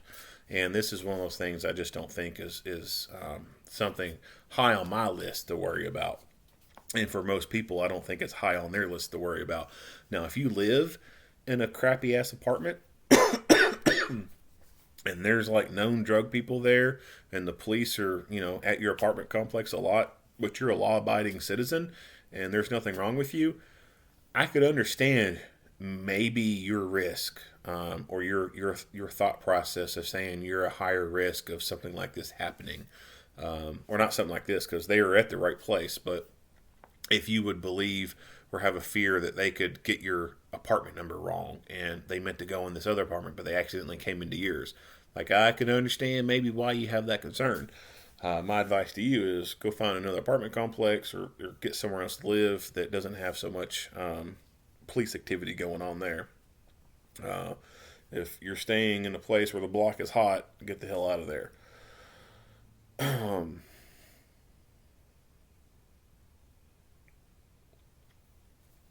But yeah, like regular law-abiding people, like this, the arguments that these people try to use of, oh, well, anyone could pretend they're the police, blah blah blah. Yeah, sure, that's right, but the likelihood of it occurring is so low that it's not even a real threat at that point.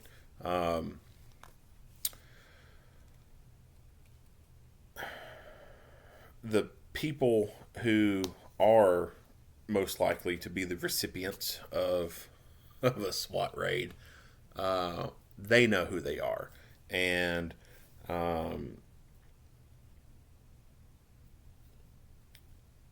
they take measures to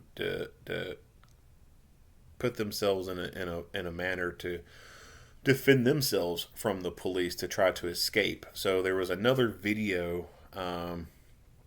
actually not too different than this one, where the police in Las Vegas made entry into an apartment and they were trying to capture, I can't remember the details of it. They were trying to capture a person who was armed and dangerous, and they go into this apartment and there's someone else in this apartment that's staying there, and they're laying on the couch, they're under a blanket, and that team, they actually use a battering ram, and they breach that door, they make entry, and as soon as they make entry, they start taking fire from this person laying on the couch under a blanket. And he gets lucky and shoots some of them, and of course the police get rounds back on target and stop the gunfight. And it's not too different than this. They make entry into a room. They're looking for someone. That someone that they're specifically looking for is not there, but there's someone else there, and they're on a couch, they're under a blanket, and they got a gun. So, you know what? It's even plausible that the time frame of these occurring, the one in Las Vegas occurred before this one. There's even a possibility that these officers saw that same footage from Las Vegas. And, this was like, deja vu for them. Like, oh shit, here's this dude on the couch with the gun who got, in Las Vegas, he shot, how many officers he shot? I want to say he shot like 2 or 3 officers as they came in the room. And they could be thinking that, oh shit, like this guy's got a gun. Even if they hadn't seen that video, still, the sight of that gun coming up, that is justification enough to go ahead and start using deadly physical force.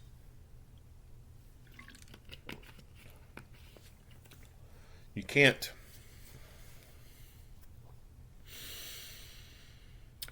wait long enough to give that person the chance to shoot you. Because all it takes is a lucky hit for them to get a kill before they go down. And before I say any more, I'll hit the video. So he's got the gun and he's bringing it up. And we'll see this better in the slow motion part of the video.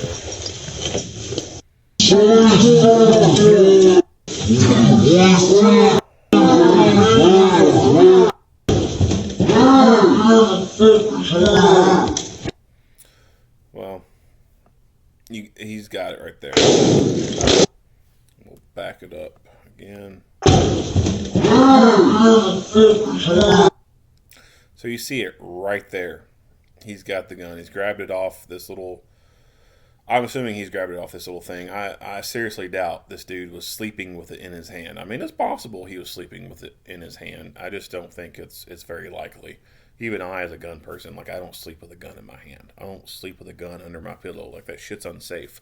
The most likely thing is he had it sitting on this little footstool thing here, and he's grabbed it.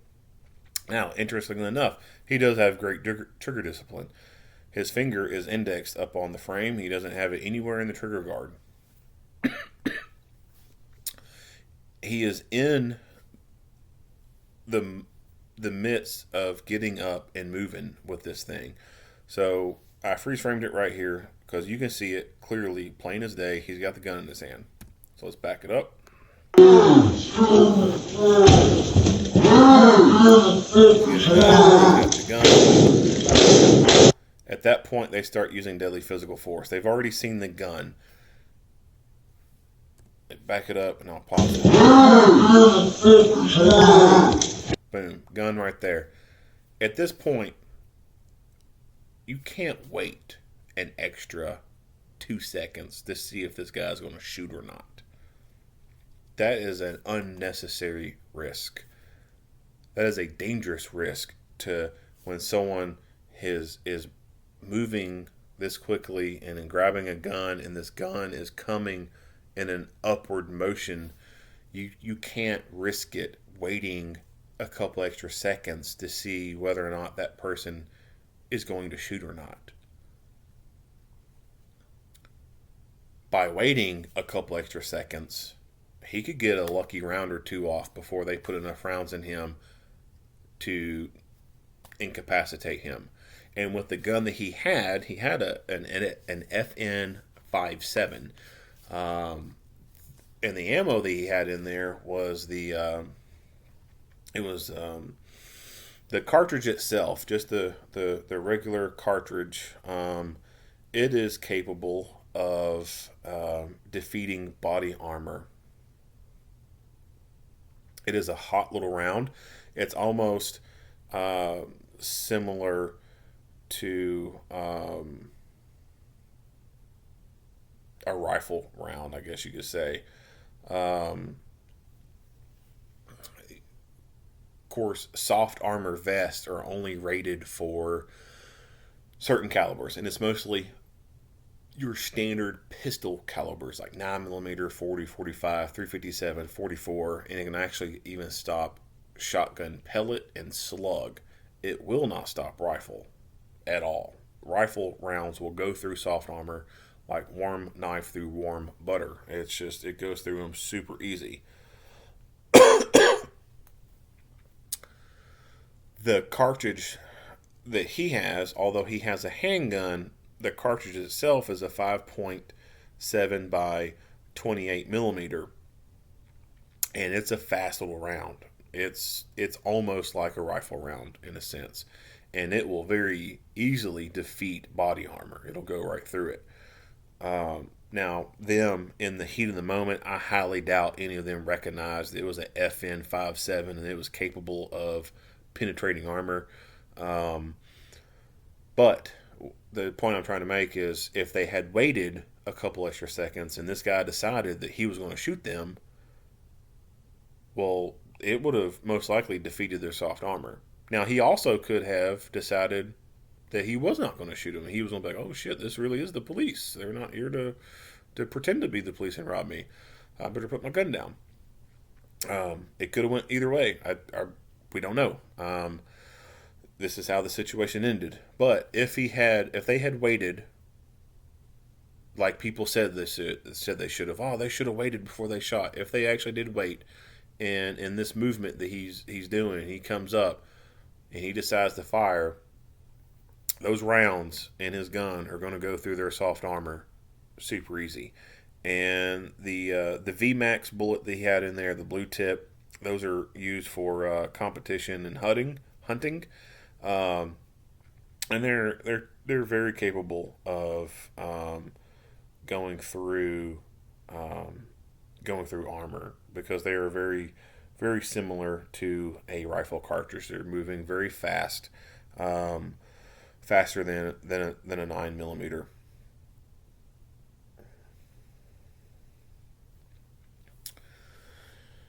And if he would have gotten a lucky hit, let's say he started firing, below the waistline. He could hit one of them in the leg, hit the femoral artery. They start bleeding out. They could bleed out in 90 seconds.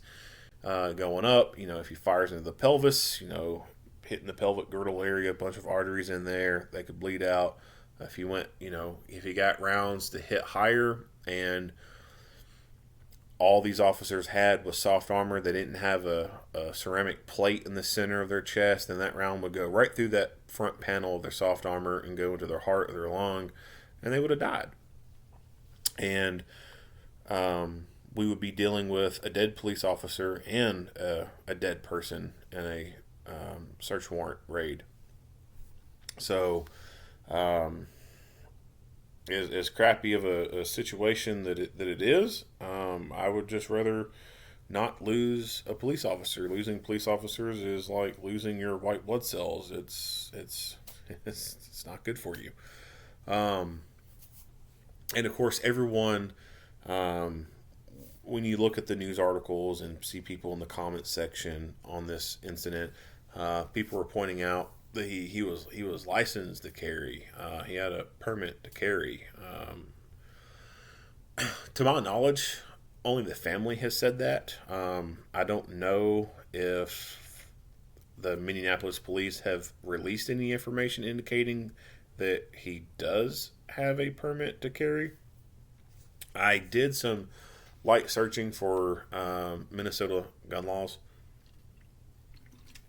and their laws are set up to where a person can get a permit to carry, and that permit to carry license allows them to buy unlimited number of guns that they want, and they can, to my understanding, if you get your permit to carry license, that also means that you can carry concealed if you want, but it doesn't mean that you have to carry concealed. But in order to lawfully carry a gun out in public, you have to have a permit to carry. Now, the exceptions to that, if I remember correctly off the top of my head, you do not have to have a permit to carry card if you're keeping your gun in your house, or if you're transporting your gun from a gun shop to your house, or if you're in your place of business, or I guess other real property.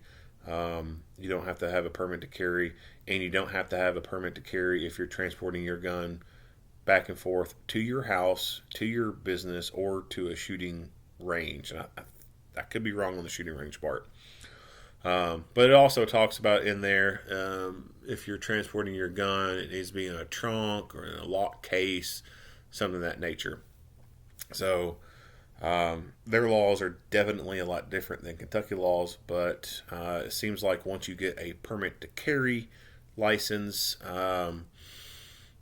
it sounds like that allows you to be able to start buying from gun dealers, unlimited number of guns, and it just basically means you can carry it out in public with you, and it's not needed if you're just wanting a gun for home defense, and that's where it's going to stay. So, again, like I said, his family, their family's attorney, to my knowledge, has said that the family is saying that he has a permit for this gun. He's a law-abiding citizen. And again, I have not seen anything from the Minneapolis police that support that or corroborates that statement. As far as a person being a law-abiding person and having a gun permit or a concealed carry license, so I know for sure in Kentucky, the things that would disqualify you for having a concealed carry license is if you've had any felony convictions, if you've had any domestic assault convictions, or if you've had too many alcohol and drug related convictions within a 3-year period. Also, if you are behind on child support, that can also disqualify you. Other than that, you can have a couple of drug-related charges or convictions. You could have a DUI conviction. You can have some theft convictions and stuff like that on your record, and it would not disqualify you from having your concealed carry license. Not saying that that's what's going on with this guy. I don't know this person's criminal background. I don't recall hearing anything from the Minneapolis police saying that he had a clean criminal record, or that he was not the subject of any type of investigations or has ever been under investigation before. They haven't released any of that information. The family is saying that he is a law-abiding person. And he very well could be. He could be a very well law-abiding person, but the thing that makes me question the validity of that is him being in the apartment of a person associated with a murder.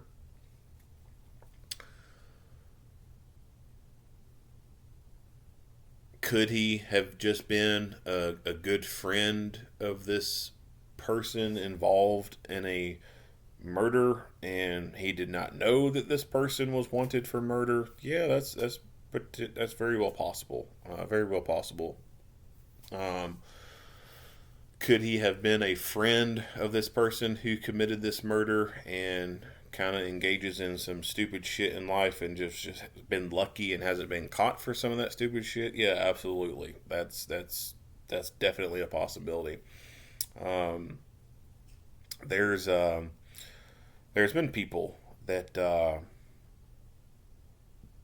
I've taught classes to who have been involved in stupid shit. Of course, when I taught it to them, they had not been involved in stupid shit up until that point in their life, or at least they had not been caught for a bunch of their stupid shit and had a criminal record. One person that I've done a class for, apparently, without me even knowing about it, they were a drug addict on pills, and I guess they had never been caught for the possession of those things and never had a criminal record. But then something had happened in their life and they went off on the deep end, and they've been, within the last few months, caught up in some pretty serious charges, burglary and meth and other stuff. They've really gone off the deep end. And this was a person that I've never would have thought would have been involved in that kind of stuff. And apparently they were involved in some of that kind of stuff before they really went off on the deep end. And I had no idea about it. And so they were still they were not a law-abiding person, but they had just never been caught for anything yet. And that could also be the circumstances here. He could just be a lucky criminal who's never been caught for anything serious. And there's lots of people who are like that out there. Lots of people who have not been caught for serious stuff, or they have been caught for some serious stuff, but they were never able to get any convictions out of them. I know of a guy who has got who's had some federal charges against him and relating to drugs and whatnot, and nothing stuck. He got an attorney. The attorney, I guess, was a good one and was able to fight some things, and he got out of it. And this guy's a known drug dealer. Like, people know he's a drug dealer. It's just a matter of being able to get the right evidence to get a good conviction to hold. And this is a person who's surprisingly been involved in a shooting, but has not been arrested for that part. They were arrested for some disorderly conduct stuff, but as far as receiving any charges in relation to shooting and stuff, they haven't been charged with any of that stuff yet, but they're under investigation for it. And so just because a person doesn't have a conviction for certain charges, it doesn't mean they have not been involved in any stupid shit at all. Like I said, plenty of people running around out there who've just got lucky and never got caught with the serious stuff. And then there's people who have been caught, but nothing stuck. And again, I don't know anything about this person's criminal history. The Minneapolis police have not released any of that information. The only information as far as his criminal background stuff goes is coming from his family or his family's attorney saying that he's a law-abiding person and he hasn't been in any trouble. And that could very well be 100% the truth. He could be a little choir boy for all I know, but I just don't know for sure.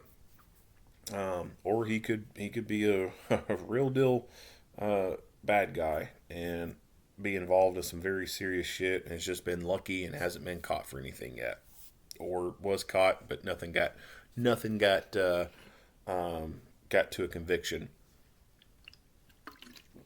or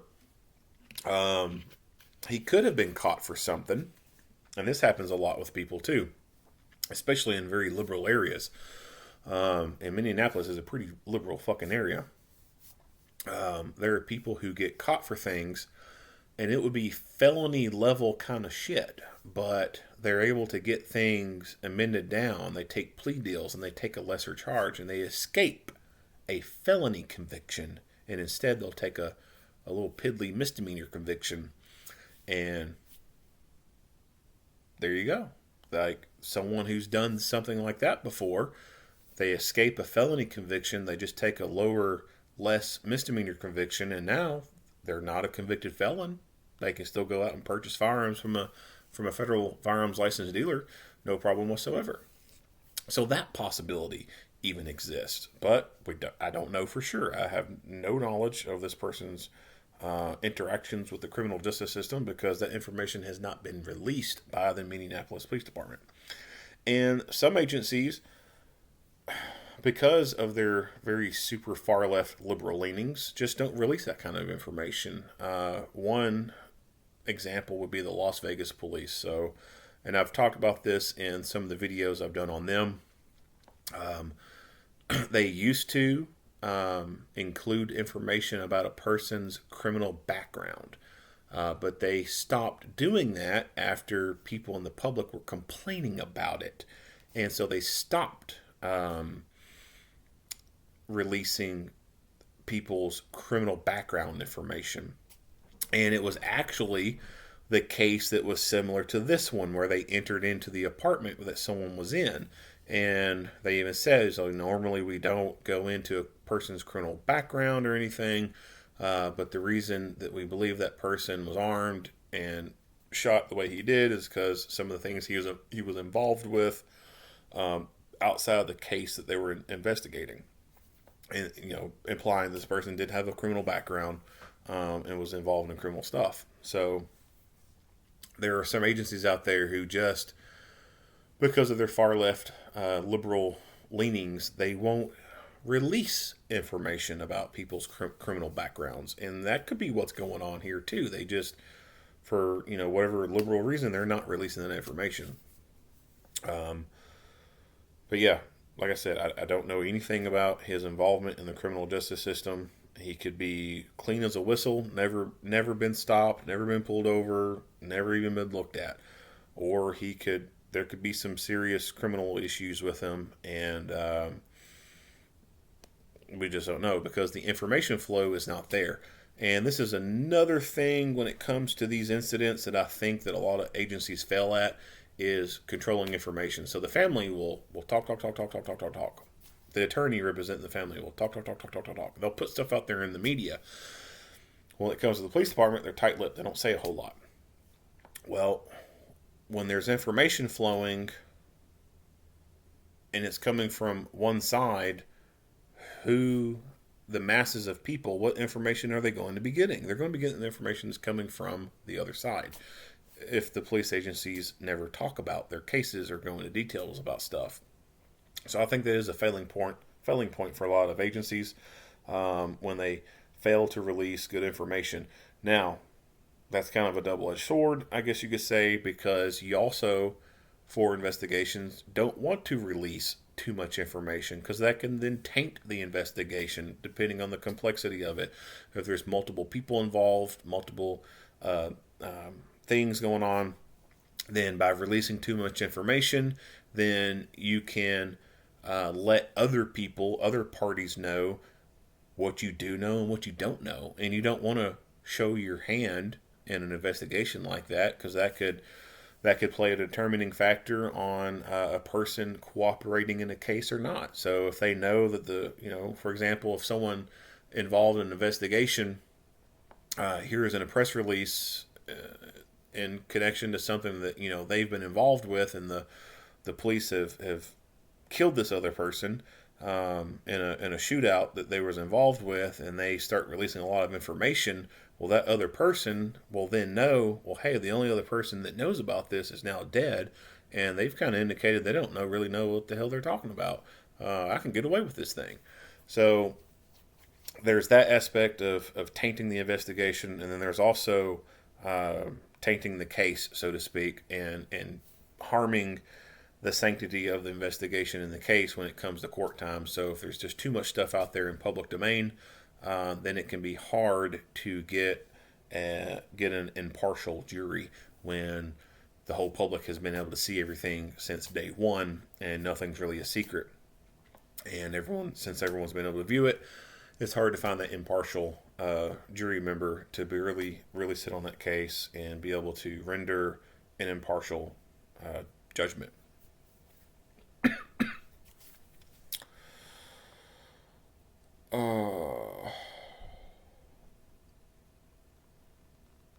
I should have made a list of little things and checked them off as I went. I know I've talked about a lot.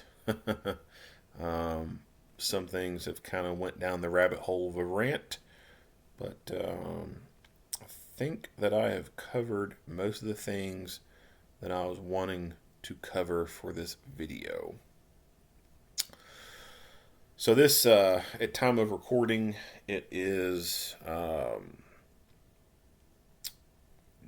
February 6, 2022. So it hasn't been too terribly long after this incident has occurred. The information flow right now is kind of slow. It's not a whole lot out there. And so as the days go on, obviously we're going to learn a whole lot more about the incident and what's going on, learn more about this person and all the people involved. I I don't know what's going to be discovered as the days go on. But right now, the information's kind of limited. There's not a whole lot out there, and this, of course, is going to be a case I think that is going to stay in the national spotlight for a period of time. And it's really hard to say anything other than that on where I think it's going to end up going. I do think there's, let's see here, it's February. This thing, if it keeps rolling and there's a lot of steam behind it, we could, as the summer months come around, start seeing riots in relation to this kind of event, especially if the little toddlers don't get their way in getting to see another police officer sent off to prison. I see that as a real potential possibility. And because of that, riots and stuff like that, people being afraid of it, and this area having some super left-leaning kind of people in positions and ideologies, it could be an unfortunate possibility that one or more of these officers could end up getting charged out of this incident. And as time rolls on, end up being convicted. It's too early to really make any guesses about what could be going on or anything like that. But it's going to be something interesting to watch, and I'm sure as time rolls on, I may end up having to do another video on this incident to cover things. But I wanted to, as it's early in this right now, cover the two things. One, that disastrous press release, and talk about some of the tactics and stuff that went on here and some of the stuff that went on. That's it. If you like what you hear and see, go ahead and give me a like and a share. If you have not already, hit that subscribe button and stay tuned for more Monday quarterback videos. Earl Henderson, Primordial Defense. Thank you for watching.